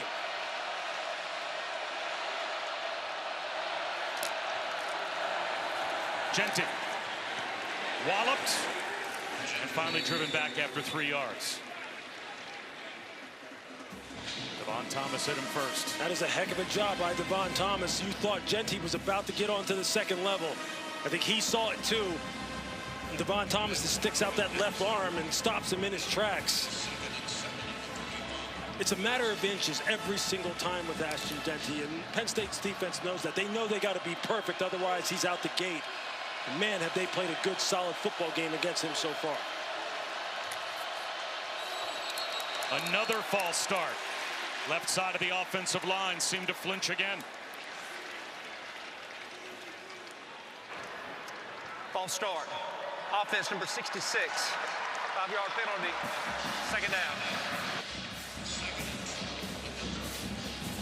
There you see Abdul Carter with the towel over his head. Not out there with his guys right now. Penn State having to rely on the depth that they have at defensive end with Vanover and Sutton and Smith-Vilbert.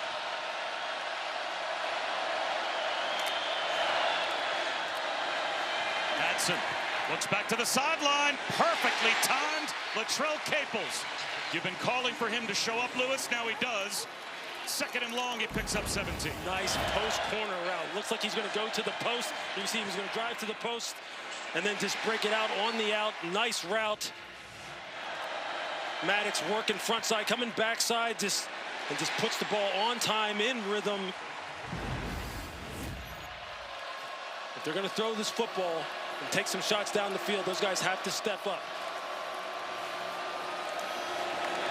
Play action. Hatson rolling out. Wide open down the sideline of blown coverage. And Matt Lauder takes it the distance. Touchdown.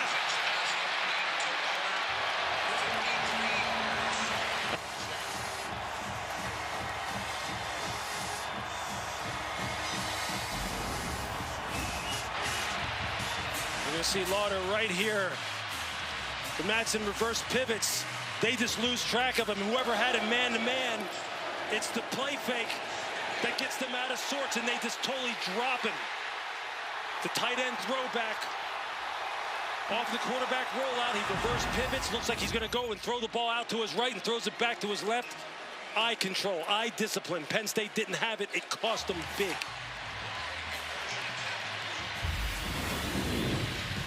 Maddox Madsen, 99 yards passing in the first half.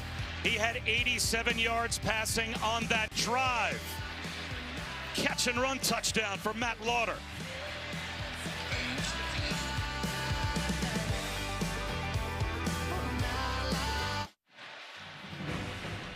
Aerial coverage provided by Goodyear. Winning's easier when you're road game ready. Are you ready for the road? Goodyear, more driven. The road to Glendale for both of these teams. And the college football playoff quarterfinals. And boy, do we have a game again. Boise State gets a stop. And then the touchdown catch and run, Matt Lauder.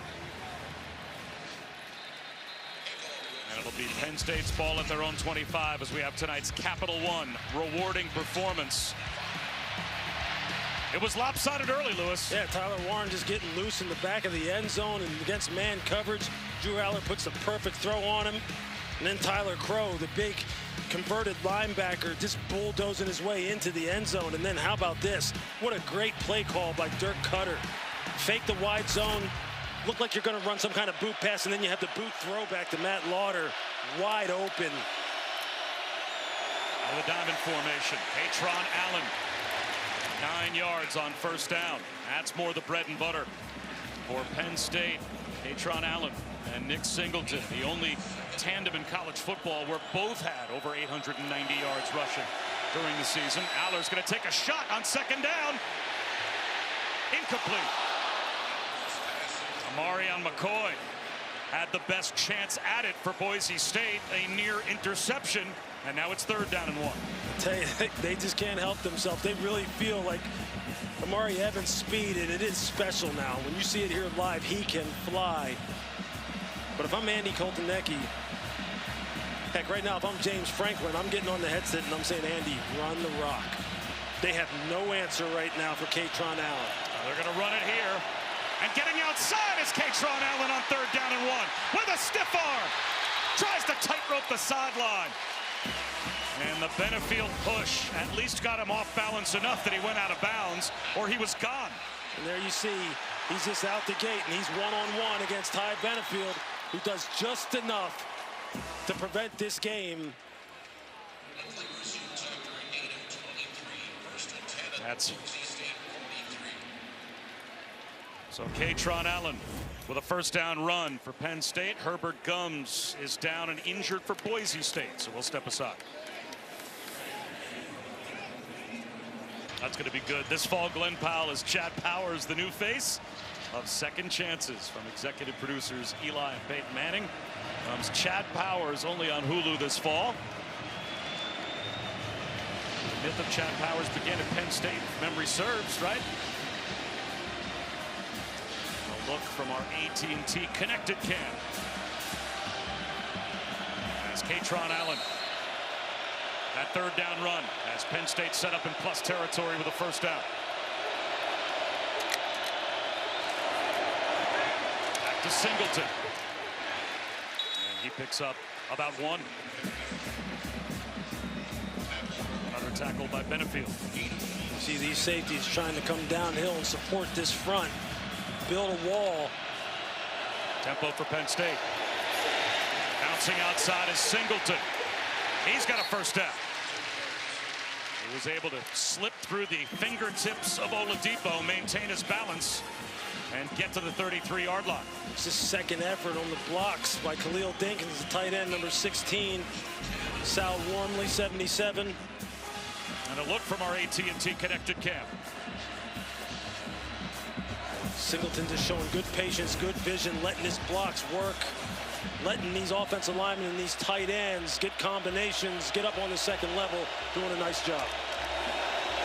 Blitz coming. Aller. Pocket collapses and down he goes. The blitz gets home again. No Triani. Tubner meet at the quarterback. You're going to see it here.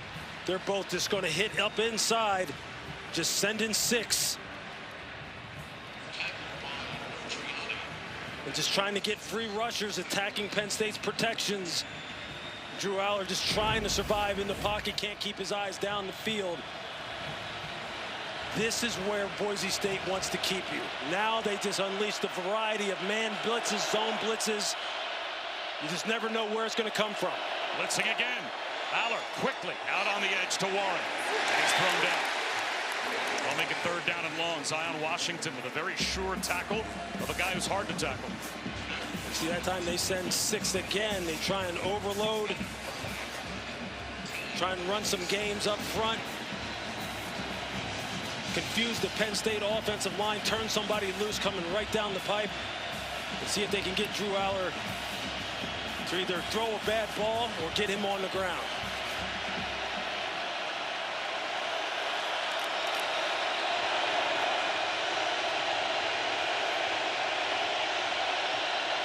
Block at 4. Aller under pressure again, steps up in the pocket, tucks it under and will run. Flag down. He dives. If the play stands, he's got a first down. A flag thrown far side in the secondary, and this will be holding against Boise State.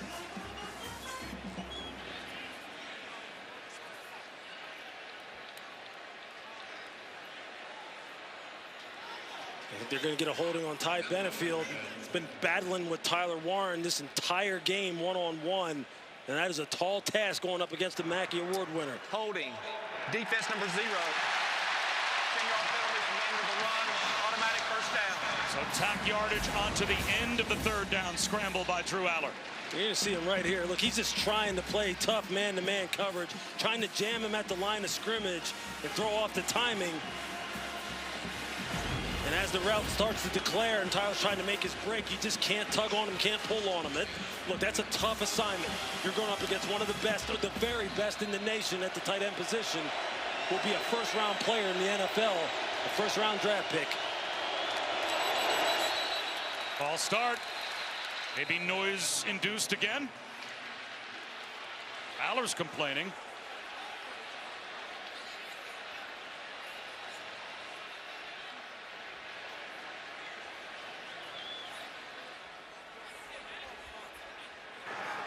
False start. Offense number 77. 5-yard penalty. First down. That's the 3rd penalty on Sal Wormley. Yeah, you can see Penn State was arguing that Boise State was trying to draw them off sides with those quick movements, those quick line shifts as they shifted the front at the last minute.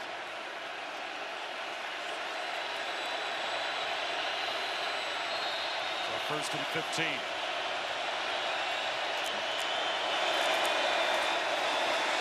Allen dragged down inside the 15-yard line. Got 4 yards on that dive ahead. Let's go down to Luke's.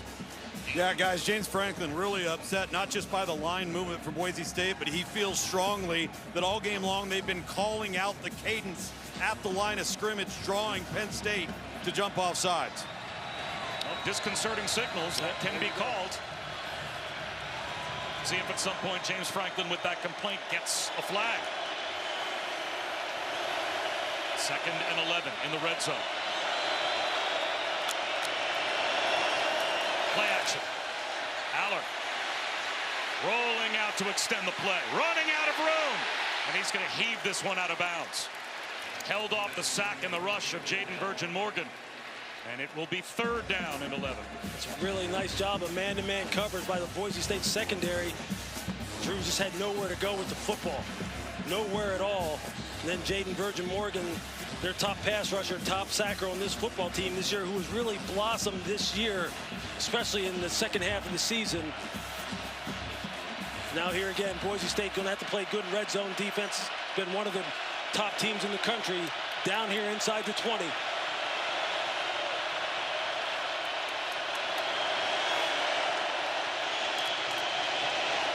Another blitz.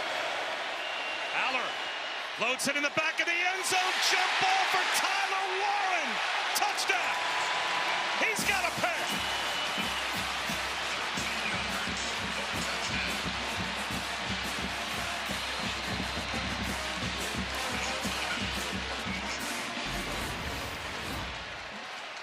It's just so difficult playing this beast of a tight end. Just look at the extension.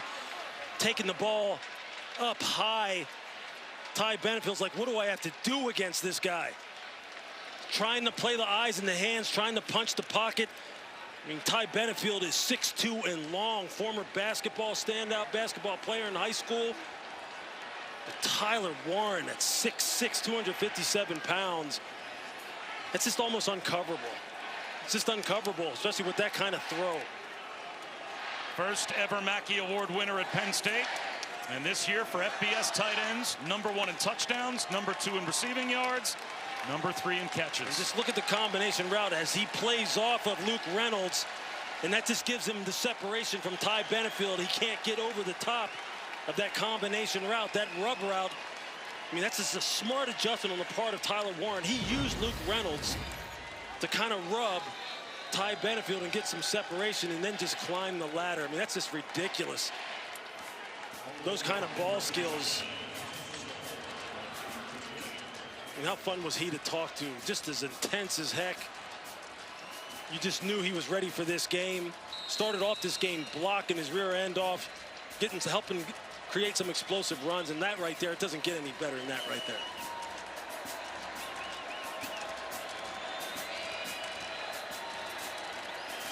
Penn State able to answer. And they had their 10-point lead back. Tyler Warren, 2 touchdown receptions on the night. You're 6'6" and 257 pounds. I mean, there's nothing you can do against this. You just got to tip your cap and go, good catch, bud. I'll see you again soon.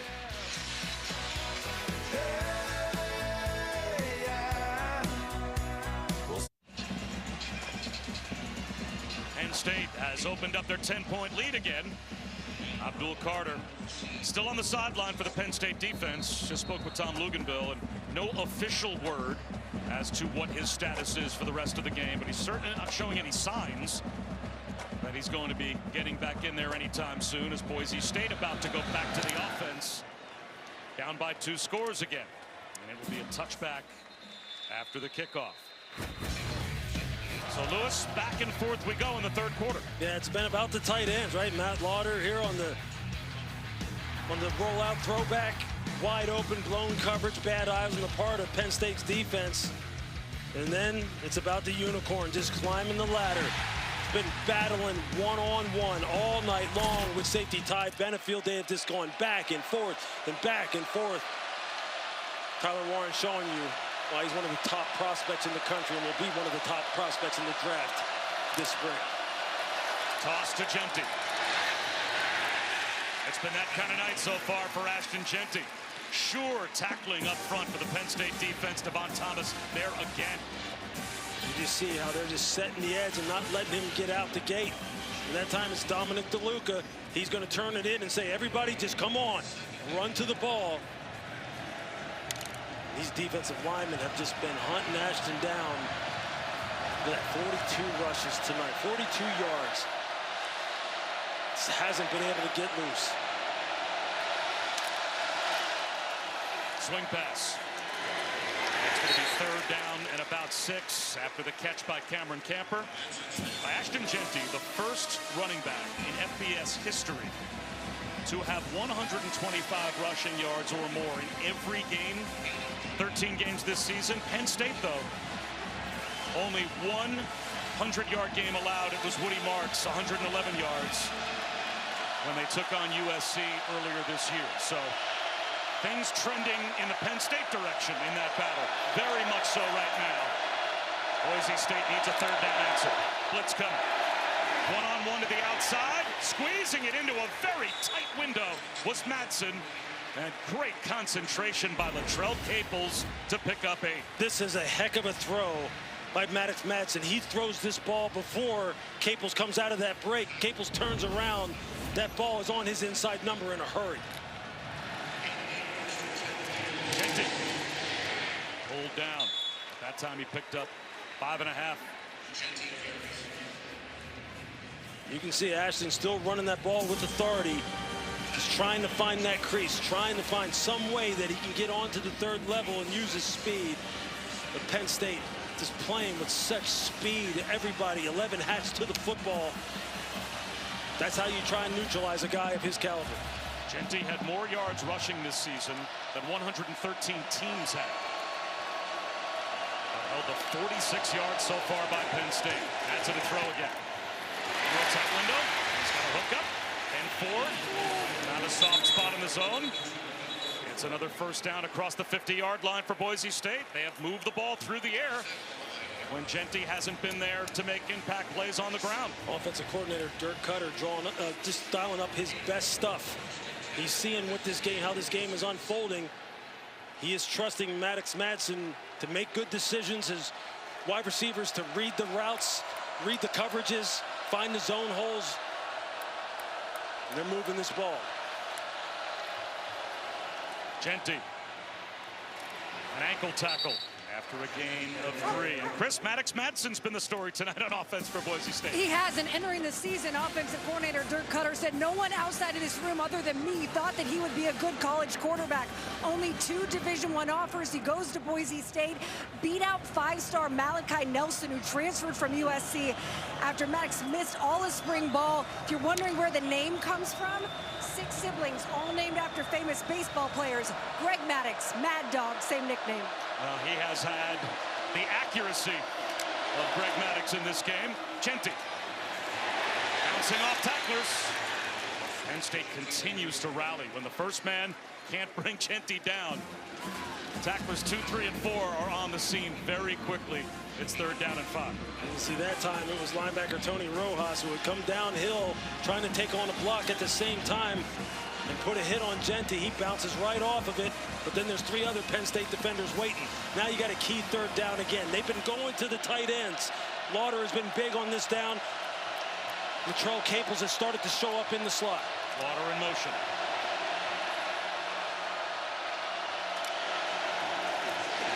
Slant. Strong. First down. Just that extra spin move got the football inside the 36-yard line. A.J. Harris couldn't hold him up short of the sticks. The role players, the supporting players on the perimeter for Boise, having to carry the load right now, having to make plays against this tough, stingy Penn State defense, and they've shown up. Strawn making catches. Cameron Camper starting to show up. Capel starting to show up. Lauder with the touchdown catch. Dirk Cutter having to draw up his best stuff, dial up his best stuff, and trust Maddox Madsen. Well, he's earning that trust. 8 straight completions. Back to throw again. Blitz off the edge. Just quick release. And again turning upfield, Austin Bolt. Turn back after a gain of 6. Jalen Reed. A shoulder into the waist of Bolt. He was first there, and he got help. An efficient passing game continues to move the ball down the field for Boise State. Maddox Madsen clearly seeing the coverage declarations post-snap very clearly. Knows exactly where he needs to go with the football, identifying the pressures, the receivers making their route adjustments accordingly. Just methodical, moving the football, moving the football. Genty makes a man miss. Nice jump cut. He's got the first down. Devon Thomas tried to tackle Ashton Genty and got an armful of air near the line of scrimmage. Just look at this jump cut. You called it, Bob. Look at this. Bink. I'm just to the side. That looks like the combine drill that they run in Indianapolis every year that they put running backs through. When they have a bag in front of the guy and they tilt it one way and he has to go the other. Opposite color. Ashton Jeanty shows it to you live in real time. 11th play of this drive. Jeanty again. Into the red zone before he's turned back, gain of 1.5 yards as we approach the end of the third quarter. Zane Durant stepped up to make that Penn State tackle. It's a battle of wills right now. This Penn State defense been on the field a long time on this drive. Just grinding it out, Boise State's offense. Ashton Jeanty off the field. Now, if you're Penn State's defense, you got to focus in. Now you're in the red zone. Can't be any mistakes. And if you're Boise, the tight ends been playing a big role, attacking the middle of the field. Madsen, another slant. Strawn again, breaks a tackle, flag down. Strawn, end zone, touchdown. Will it come back? Boise State celebrated.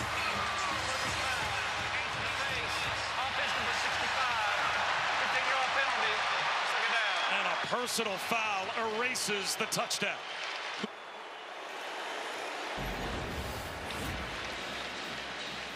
I think they're going to get the right guard. You're going to see him right here. Watch the hands get up high on the pass protection.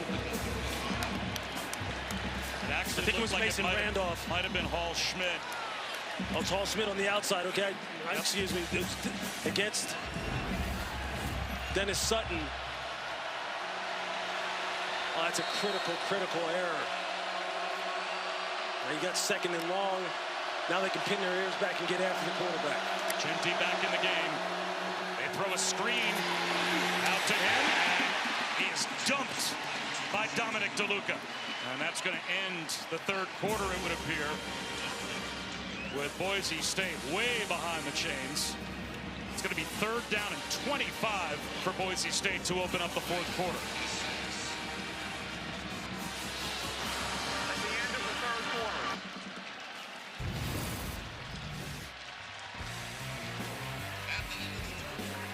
The Verbo Fiesta Bowl heads to the fourth quarter. Maddox Madsen's been a big story for Boise State.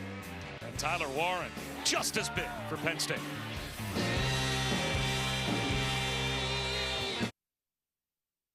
Coach, as we enter the fourth quarter, you huddled your group around. What was your message to them? Just 15 minutes to finish with this team, you know, and like I said, we trust each other. The love that this team has for each other is something I've never been around, and I give Jesus all the glory for it. We got to go execute and finish this game in all 3 phases. It's a 2-score game. We got the ball. We got to finish. We got to finish. Make the plays we should make. Thank you. Now, this is where Spencer Danielson will lean on the game management. You would think of Dirk Cutter on 3rd down and long. It's a lob. Intercepted. Zakee Wheatley. All the way back out with a flag thrown at the end of the run to where Boise State just had it.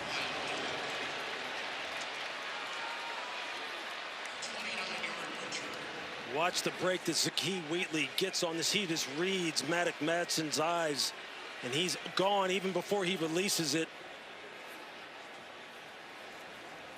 Lewis really surprised on 3rd and 25 they would take a shot like that. The result of the play is an interception by Penn State. After the play, personal foul, unnecessary roughness by the intercepting team, number 33. It's a 15-yard penalty, 1st down. 3rd down and 25. Aren't you thinking more intermediate route and get into field goal range? Instead, Maddox Madsen forces one all the way down the sideline. He never moves the safety. The safety is never fooled. You see him parked right there in the middle of the field. Even though he looks left for a brief instant, he's off the spot and he is flying. He knew what was coming. That's a huge interception for Penn State. That's a critical error for Maddox Madsen. So Zakee Wheatley with a Penn State interception, but this was the penalty that cost Penn State 15 yards, and it's denied Dennis Sutton lining up Ashton Jeanty with a blindside hit. as the play was ending. Yeah, that's cheap. That's unnecessary. You don't need to do that.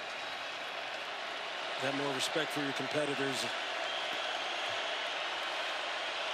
So with a 2-score lead, the Nittany Lions have it back. Drew Aller runs it himself up the middle. He can certainly be an effective runner at 240 pounds on his own. Herbert Gums and Oladipo there on the stop, but that's a 7.5-minute drive for Boise State, Lewis, that results in no points. Yeah, it's just a bad decision on the part of Maddox.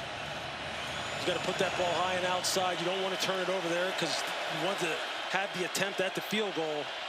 What a great play by Wheatley.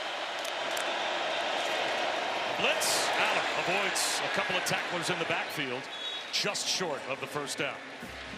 3rd down and 1. Oladipo tripped him up. And you can see Nicholas Singleton went the wrong way. Drew was expecting him at the mesh point to his right, and Singleton went left. And Boise State bringing in their big bodies on the defensive line to try and get a stop on 3rd down and 1. Penn State loads up. Aller, a little bootleg fake. Sidearms one over the middle, incomplete. They try misdirection play action on 3rd down and short. And it looks like the punt group is coming out. Still understand some of these calls sometimes, especially when you have the kind of firepower up front on the offensive line, and at the running back position, Drew Aller has to pull up and try and heave a desperation pass to Khalil Dinkins. I thought he was going to try and hit Tyler Warren out in the flat. He had him immediately. Just didn't see him or just didn't pull the trigger. Riley Thompson, number 3 all-time for Penn State, and punt average for his career, and forces another Cooper Jones fair catch after a 41-yard change of field position. You're watching the College Football Playoff quarterfinal at the Verbo Fiesta Bowl. Don't forget to check out the Verbo Skycast on ESPNU or the ESPN app for a no-host viewing experience. And now Boise State, after a 7.5-minute drive where they got greedy on 3rd down and 25 and turned it over, their defense gets a stop. And in a 2-score game, they've got the ball back. 90 seconds gone by here in the 4th quarter. Play action. They want to set the screen up, and Madsen just had to dump it into the flat. He couldn't find Lauder.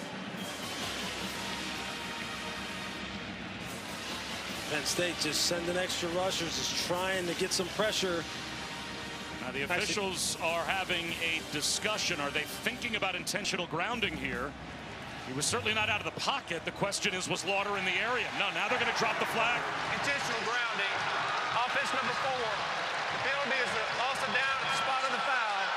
2nd down. Now Spencer Danielson is out on the field, and he is reading a riot act to the officials because he's claiming that Lauder was the intended receiver and was close enough. But that has the force and effect of a sack, basically all the way back to the 13-yard line, an 11-yard loss. In behind the sticks now once again. Now here comes the Penn State pass rush. Lauder was really nowhere near the football. 4-man rush. Tipped ball, incomplete. That one went right through the hands of Lauder. So now it will be 3rd down and 21. Intentional grounding is just killer, and then you get nothing in terms of trying to make this any kind of 3rd and manageable type of situation. Now you got 3rd and 21. You just got to try and pick up as many yards as you can. Hopefully punt, flip the field, don't have any kind of critical errors here. On 3rd down and 25 a moment ago, they got greedy and turned it over. Exactly. What do you call here? This would typically maybe be a screen down, a draw down. How about just give it to Ashton Jeanty? He finds a crease. There goes Jeanty. He's got the 1st down. I guess the other option would be give it to the best running back in America. I told you, you just can't let your guard down, and you see that gap open up. That's the most running room he's had all night long. And we were talking about it. I said, this is just the point in the game where you kind of hit him late, deny Dennis Sutton, kind of cheap shots him on the interception. This is where you kind of wake him up. This is where, if you're Ashton Jeanty, you go, I have to make my impact on this game. 26-yard run on 3rd and 21.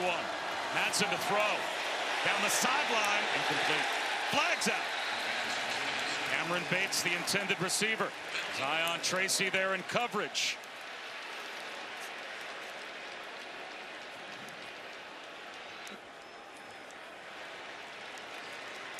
Cameron Bates just runs a double move. He's going to run an out and up. Zion Tracy bit on the out. Pass interference. Defense number 7. The ball will be placed at the spot of the foul. Automatic first down. You're going to see Tracy right here. Watch when Bates goes to the out. He's trying to break underneath it, and he knows I'm cooked.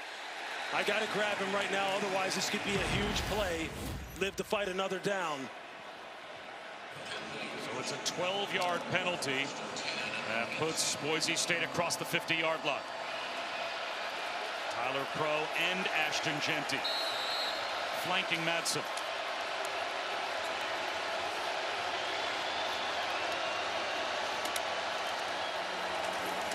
Genty for a yard. Just DeLuca tackle. Just tough sledding inside there between the tackles. This defensive line is stunning and moving, trying to get penetration, trying to get Ashton to stop his feet behind the line of scrimmage and have to jump cut multiple times to find any kind of space. It's just so difficult for him to get going.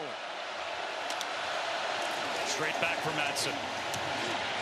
Good protection. A strike over the middle.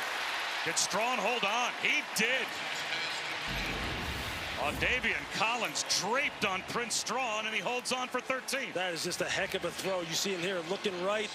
This resets, comes back to Strawn on the deep dig. It puts it right on him. A contested catch. Nice conversion. Another try for Genty. Breaking tackles. That's more vintage Ashton Genty. That was a lot of contact near the line of scrimmage, and he ends up with 10 and a first down. What did we talk about before the game? Body blows, the body blows. He breaks 2, 3, 4, 5 tackles on this. Just watch this leg drive. 1, 2, keep fighting. 3, 4, 5, 6. 6 defenders have an attempt at hitting him. Injury timeout, so we'll step aside. The CFP quarterfinal at the Verbo Fiesta Bowl is brought to you by Verbo, private vacation rentals, AT&T, connecting changes everything, and Taco Bell. Well, the hook and ladder and the Statue of Liberty 2-point conversion, a proposal, Gatorade dump. That overtime win for Boise State back in 2007 had everything in this Fiesta Bowl, 43-42. And now Jalen Reed was the injured Nittany Lion. He is off the field, 1st and 10. And what will the last 11 and a half minutes of this Verbo Fiesta Bowl produce between Boise State and Penn State? Another jump cut in the backfield to gain a yard for Ashton Genty, who's up to 96 yards rushing, which means he is now second all-time in NCAA history, in FBS history, in single-season rushing yards, as he is still trying to track down Barry Sanders. Now, of course, Barry Sanders did not get the benefit of the 222 yards that he had in the bowl game added to his total. Madsen back to throw. Steps up in the pocket, he's going to take off and run. Makes a man miss. Powers his way for a first down. Looking like Ashton Genty to the 11. I see you, Maddox Madsen. But Dominic DeLuca, the linebacker, he thinks he has him lined up. And Maddox goes, no. We've seen him do this before. Saw doing it the Mountain West Championship game against UNLV. Madsen. Pressure coming from the backside. He doesn't feel it. Now he feels Amin Vanover and gets sacked back to the 21-yard line. Amin Vanover take it over for Abdul Carter. You're going to see him right here against the do-it-all Cage Casey, the left tackle for Boise. He's able to get his hands off him, get his hips turned, and flatten down the line of scrimmage and just track him down. Amin Vanover has been a problem in this game. He has played inside and sub-rush rushing over the guards, going outside at defensive end. He has added impact on this game. Casey hadn't allowed a sack all year before tonight. Madsen back to throw again. One-on-one out on the edge. Diving attempts by Latrell Caples. And now it'll be 3rd down and 20. Now again, last time they were in this position, Lewis, they got greedy. See Caples just, he would have been a difficult catch, but that's a catch that Caples is capable of making. One-on-one against Zion Tracy out here working down inside the 5. This is a big down and distance, you're right. Is this a game management play call here to make sure you secure 3 points? No sacks, no turnovers. Don't be reckless with the football. We need to get points out of this. That's if you're Dirk Cutter, that's what you're telling Madsen. He's back to throw. Fires a crosser, incomplete. Knocked down inside the 10-yard line. Good coverage by Elliott Washington to swat it away. So they don't buy any extra real estate for Jonah Damas and the field goal group. Let's look at the close of Elliott Watson playing outside in on this crosser. And there you see him. He just tries to slingshot and slip that over route underneath. Hits it with his upfield arm. Textbook coverage. He missed earlier from 45. This from 38 to make it a 1-score game again.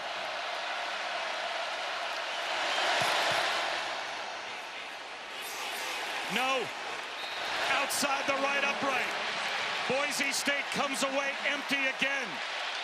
2nd field goal miss for Damas.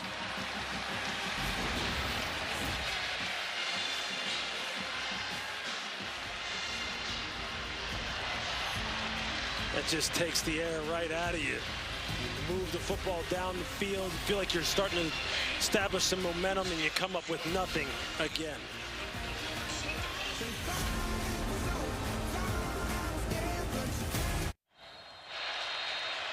Boise State's last 2 drives, 13 plays and 12 plays, and no points.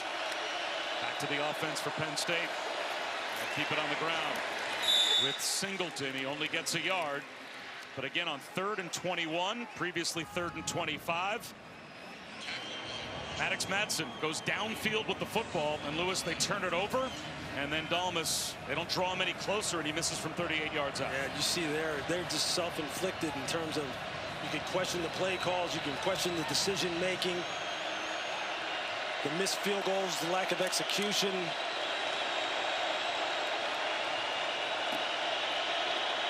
Penn State comes out of this game with the win. Boise's going to be questioning themselves for a long time, some of the decision making.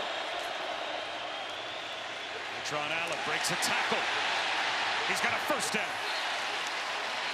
That's a big broken tackle as Benefield eventually got him down. It's a gain of 12. Let's go to Chris. Yeah, Matt Hassanin, who came off 2 series ago, barely able to put any weight on his right ankle, has it heavily taped, but is really struggling out there to be able to stand up on both of his legs. Crucial piece to this pass rush in order to disrupt the timing of Drew Aller, guys.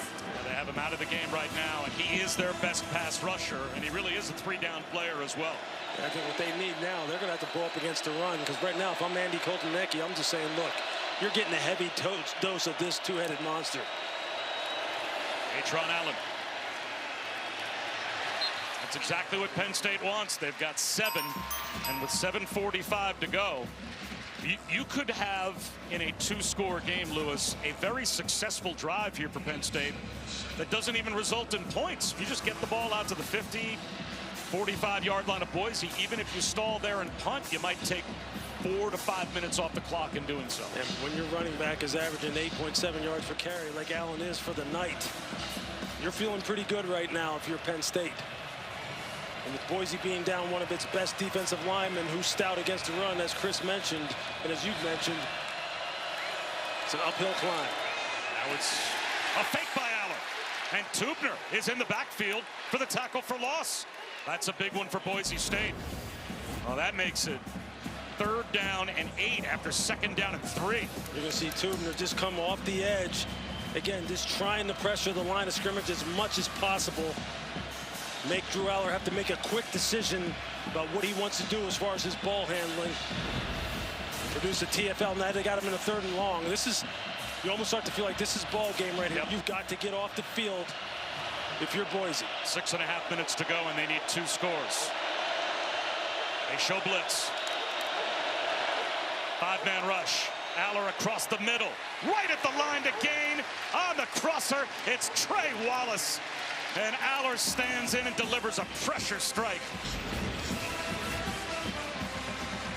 That's just such a good route by Trey Wallace. Ty Benefield has inside leverage on him. He has it at the snap by his alignment, and he just allows the receiver to cross his face and beat him on the dig. He was in position by the call, and by the way he was lined up to take away the route. Wallace still beat him inside, and Drew Aller puts it right on him. Barring Boise State using their timeouts, Penn State is going to keep grinding this clock down.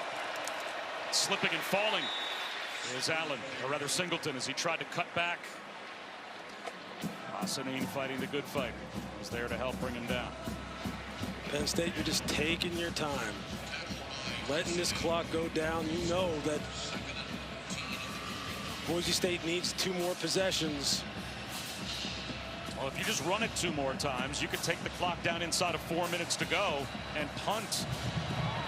And Boise State could have the long field, even with their timeouts needing 2 scores with less than 4 minutes remaining. This drive began with 9:20 on the clock. Singleton breaks free! Nick Singleton, house call, touchdown!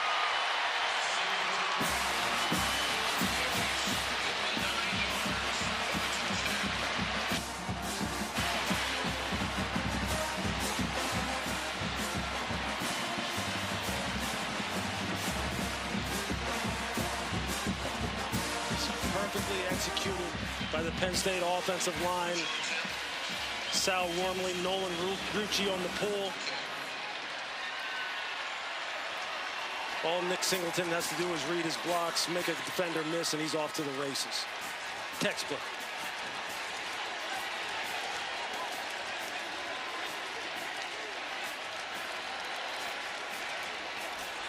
This point after attempt to make it a 3-score game.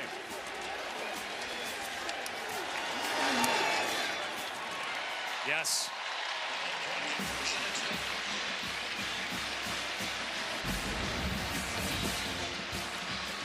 Just watch the draw by Drew Shelton as he gets a block and then gets up on the second level. You got double pulls on the backside. And then just watch Nicholas Singleton. He just has to read it. But it's really the block by Drew Shelton. He gets the down block and then he climbs second level and just rides the linebacker out of there. All Singleton has to do is make one cut and then just turn it loose. It's blocked perfectly. Perfectly at the point of attack. We talked about body blows and the way in which Boise State uses them with Ashton Jeanty and how it has an effect on the defense as the game wears on. Same holds true for Penn State. Longest run of the season for Singleton. And that's the run for Penn State by Singleton that, you know, Boise State was waiting all night for and keeping their fingers crossed they would get and have not gotten from Jeanty.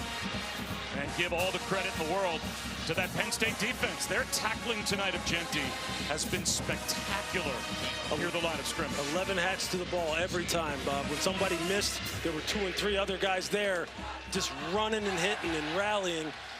You have to swarm a back like that, otherwise he will break one on you. Now they've got Jeanty back, hoping for a return, and he's going to bring it out from a yard deep. Gets walloped at the 11-yard line.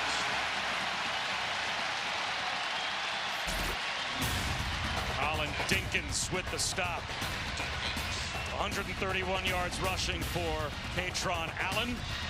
And for him, that's 8 100-yard games on the season to equal the 800-yard games that Singleton has. A 58-yard dash to the end zone, his longest of the year.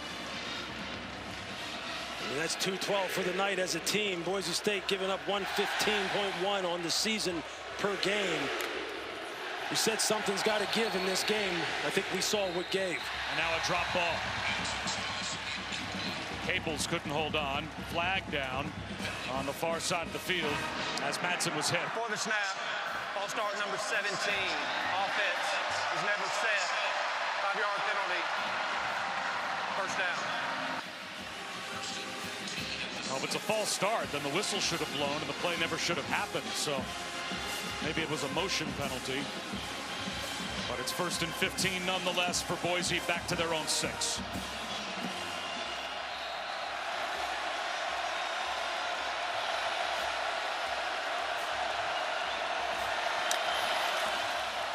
Madsen from the end zone. Strong broken up. Good hands from A.J. Harris. Another flag thrown. In the end zone, denied. Dennis Sutton disagrees. Personal foul, roughing the passer, 33 defense, 15-yard penalty, automatic first down. That's his second personal foul.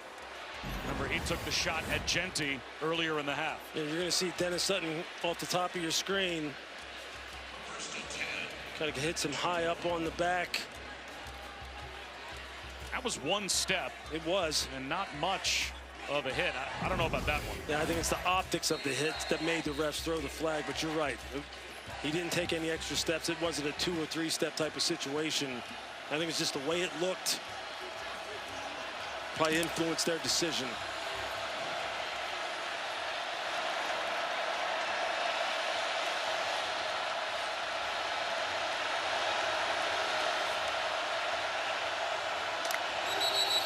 False start.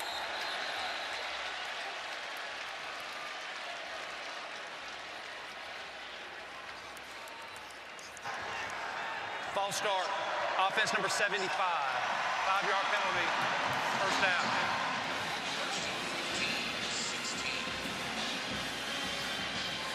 It's the right tackle, Matoyer. Now this defensive line has kind of gotten in the psyche of this Boise State offensive line. They know that they are a one-dimensional team now, and these guys are tuned up to rush the passer, trying to get a jump on the pass set.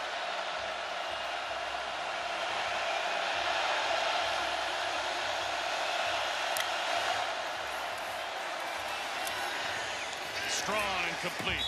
This time, flag out. A.J. Harris grabbed Prince Strawn, and it looks like he will draw a penalty for pass interference.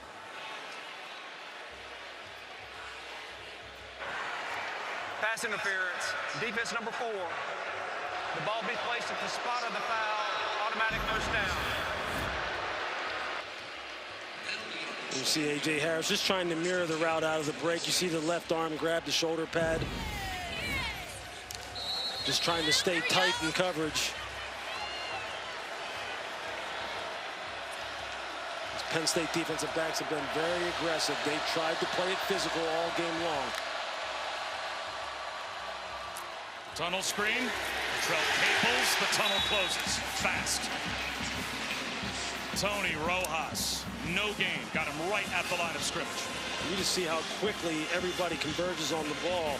Zakee Wheatley, he broke immediately on it. He had the first tackle attempt, and we saw Rojas a week ago. We see what kind of speed he has at linebacker. He can close as good as anybody. Tipped ball. And that's the only thing that may have presented the interception. It looked like Audavian Collins was waiting for that one, and one of his teammates tipped it on the way there. It's Rojas again. See, he read the eyes of the quarterback perfectly. And this gets a good break, gets in the throwing lane. Speed of the Penn State linebackers. 3rd down and 10. Nowhere for Genty. Tackle for loss for Keziah Izzard. And now with 4 minutes to go, it's 4th down and 12. So now the Penn State defensive front's just having fun. Now you know you've got them right where you want them. And guys kind of get a second wind. And they don't even have their best pass rusher on the field right now. Abdul Carter has been out with that shoulder injury or something that happened to his arm. But the depth has really taken up the slack. Now you've got your other bookend pass rusher and denied Dennis Sutton. That's hurt.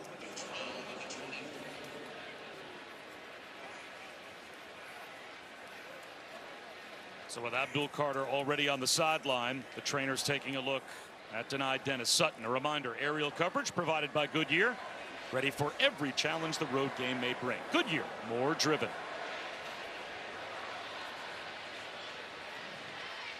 A partner, it's been a blast being with you and Chris Button all season, leading up to this college football playoff quarterfinal at the Verbo Fiesta Bowl. And now you start to picture the scene you'll have at the Capital One Orange Bowl on January 9th at 7:30 Eastern here on ESPN, because you're either going to get a matchup, it looks like, between Penn State and Notre Dame, or Penn State and Georgia. I mean, that's a no-lose. That's just classic right there. Right? That's classic. That takes us back to your youth. Oh, my goodness. That's your whole life watching college football. Two of those two is. teams in a playoff game. That's as good as it gets.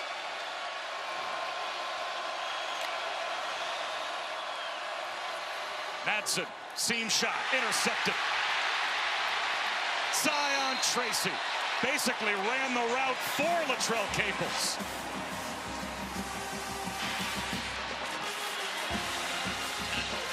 This is just perfect two-man coverage. Trail man, two safeties over the top. You're playing underneath man coverage on the second level. Just watch Zion Tracy. Just watch it. He lets him release, and then he immediately gets into a trail position. Just lets him get past him. Little tug on the jersey, little tug on the arm, something that the refs aren't going to call. And then he just mirrors the route. Now he's just trying to watch the hip, gets his head around because he's got the wide receiver under control. Just how you want it. So Katron Allen with 3.5 minutes to go. And a Boise State timeout. Boise State, the first of the half. 30-second timeout.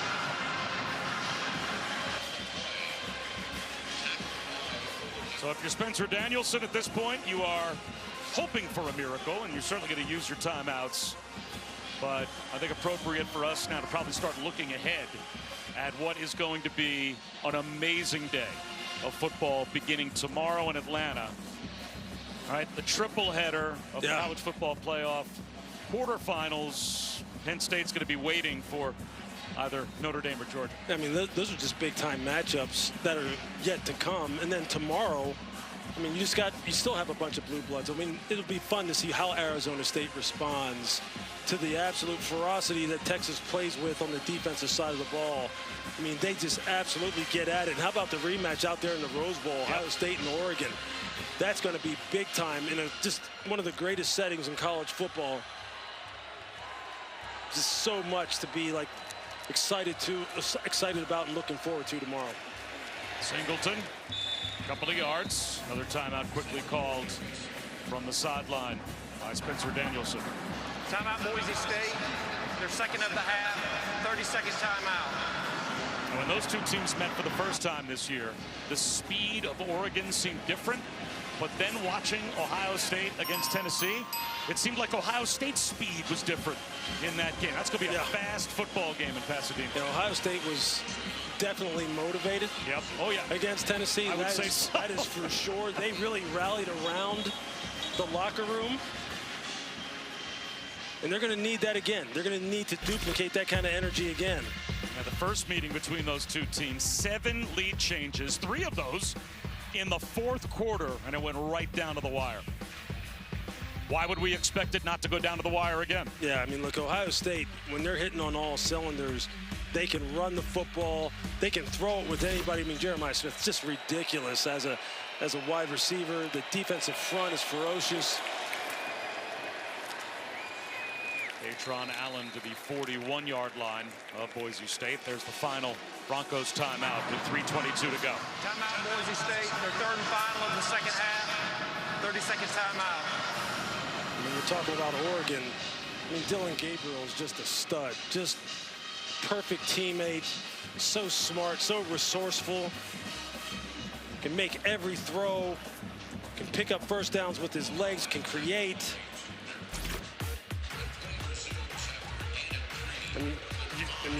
And you just see there 62 starts. I mean, that's a lot of experience. It sure is. And when you talk to him, you're just blown away by his maturity and his command of his career, his life, what he wants out of his career, out of his life. and how much he just loves his teammates. He loves to play the game, and it's fun to watch him play. That's just a big-time matchup, just an absolute big-time matchup. There are guys that start as rookies in the NFL that didn't at times have 20 college starts. In over 60. We'll be able to, down. Penn State's use that against him. No, Penn State's going to go for it. And just trying to end the game here on 4th down and 5 rather than punting from the plus 42-yard line. Aller looking over. Play clock down to 1, down to 0, and maybe they won't go for it. Take the delay of game. Delay of game, offense, 5-yard penalty, 4th down. And that will probably put the punt group out there. And it will.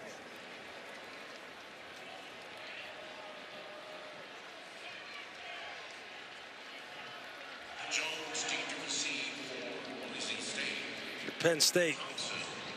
When you're looking at the bracket, if you're a fan, if you're a player, you're going, man, boy, do we have a banger coming up here as far as the matchup is concerned. And yeah, like we've been saying, these matchups are exquisite. They came after the punter and tried to block the kick of Riley Thompson, so there was no one back there to help out Cooper Jones. So he's forced into a fair catch inside his own 10-yard line. So one more crack at it for the Boise State offense. And again, Ashton Jeanty, he has had 125 yards rushing or more in every game this season. But we told you earlier, Woody Marks of USC is the only running back this year to crack 100 yards against this Penn State defense. And Jeanty needs 6 more yards to even do that. Hat tip to this Penn State defense so far as bottling Ashton up. He's come close to breaking loose. They have just been swarming him just like that. 4 or 5 hats on the ball every single time.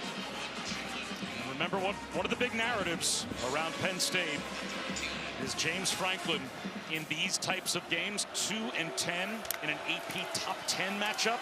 Both of these teams in the top 10 as Jeanty is brought down at about the 12-yard line. Well, he's going to have another opportunity in a quote-unquote big one in the Capital One Orange Bowl, but this was a pressure game for Penn State, and they came through. They leaned on the things that got them here. Great defense, strong run game, the improvement of Drew Aller as a passer. They kind of really unleashed today. You saw on display the speed of Amari Evans and just how much of a difference maker he can be in the passing game.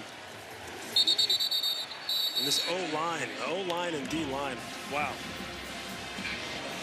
Ashton Jeanty did crack 100 yards 2 runs ago, as he is up to 101 yards rushing. And that'll take us down to the 2-minute timeout. 2-minute timeout. So Penn State, in the not too distant future, will be hoisting that hardware at the Verbo Fiesta Bowl.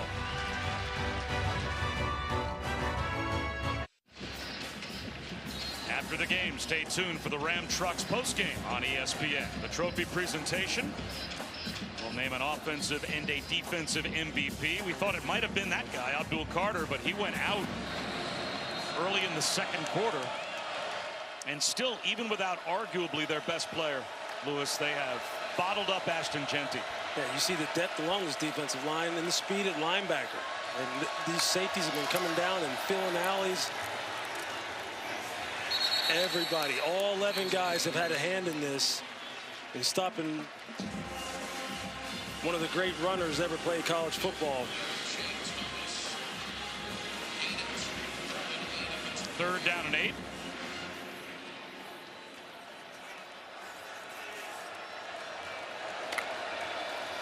Four-man rush. Flags down at the snap. Madsen reaching back to make a one-handed catch. It was Cameron Camper. That was a terrific catch if it stands. It was.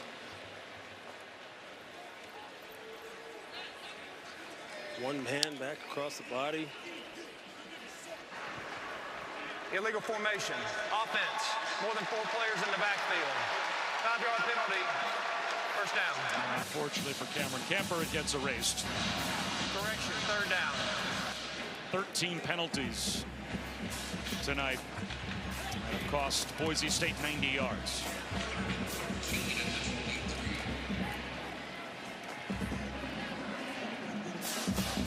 They had their chances. They definitely did. They had some long, sustained drives where they're moving the football between the 20s.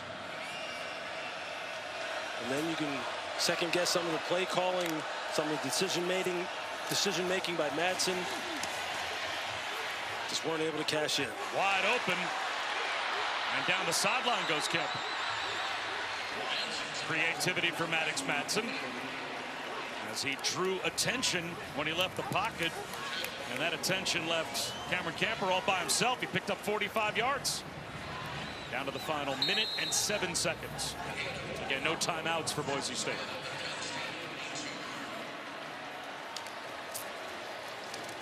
Genty. They're just trying to get him to crack one and maybe score a touchdown in this game.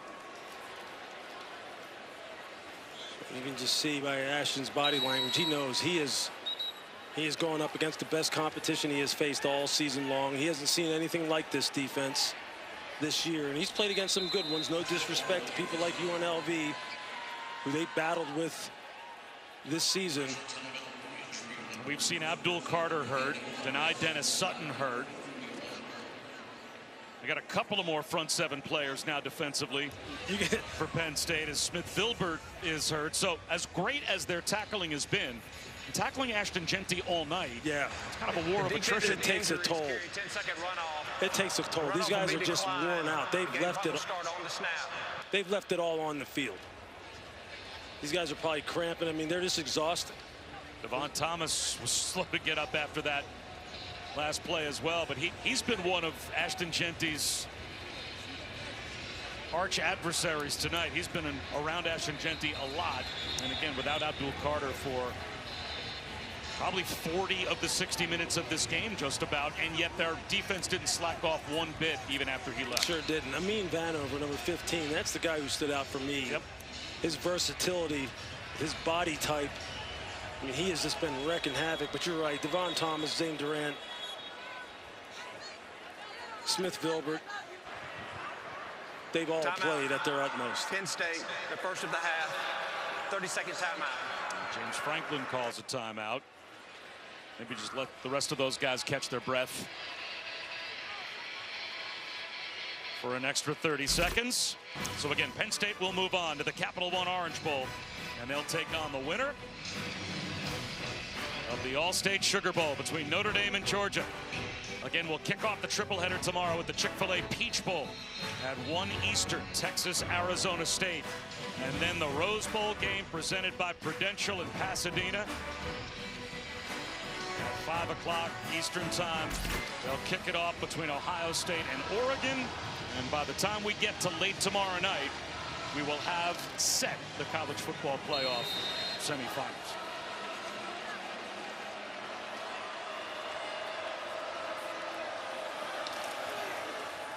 Swing pass to Caples.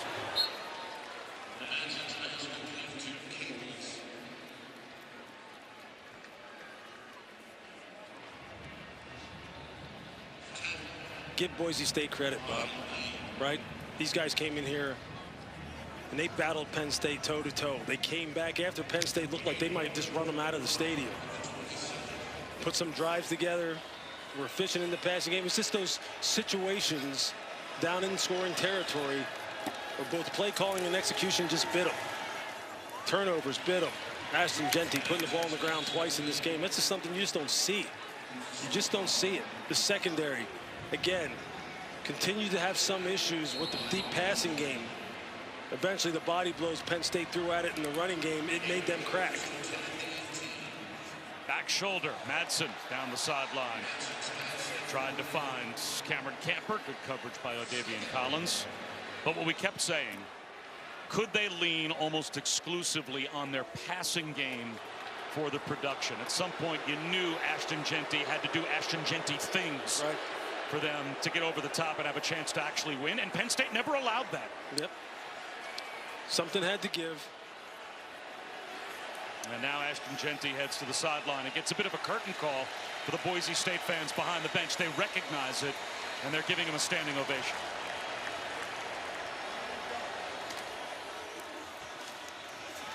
Madsen lobs one. That's going to be intercepted.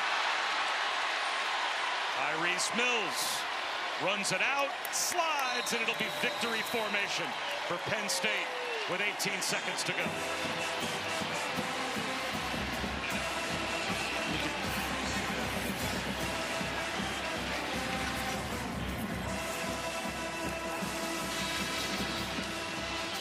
You can see the defenders, the Penn State sideline, just telling them to get on the ground. Game's over. And this Penn State team has been locked in. They have upped their intensity and their ferocity with which they competed here tonight. They really did. Whether or not a factor, when you're talking about the frigid conditions of State College a week ago, they showed you what they're capable of. Controlling the line of scrimmage, rushing the passer, playing with speed and playmaking ability in the secondary. It's a heck of a team effort, a heck of a win for Penn State. So after Penn State dominated SMU 38-10 in Happy Valley in the opening round of the college football playoff, they come out to the desert, and the final score not quite as indicative of how close this game was for a long time. Boise State hung in there, but Penn State and James Franklin's defense and their physicality, a huge story. And congratulations to the Nittany Lions, as they are the first team to advance to the college football playoff semifinals. They'll be playing in the Capital One Orange Bowl, and now they await their opponent. They'll be watching the All-State Sugar Bowl like we all will tomorrow night when Notre Dame meets Georgia.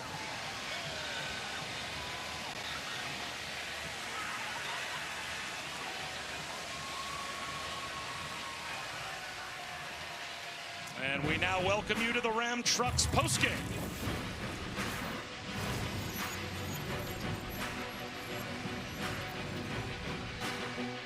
As the confetti flies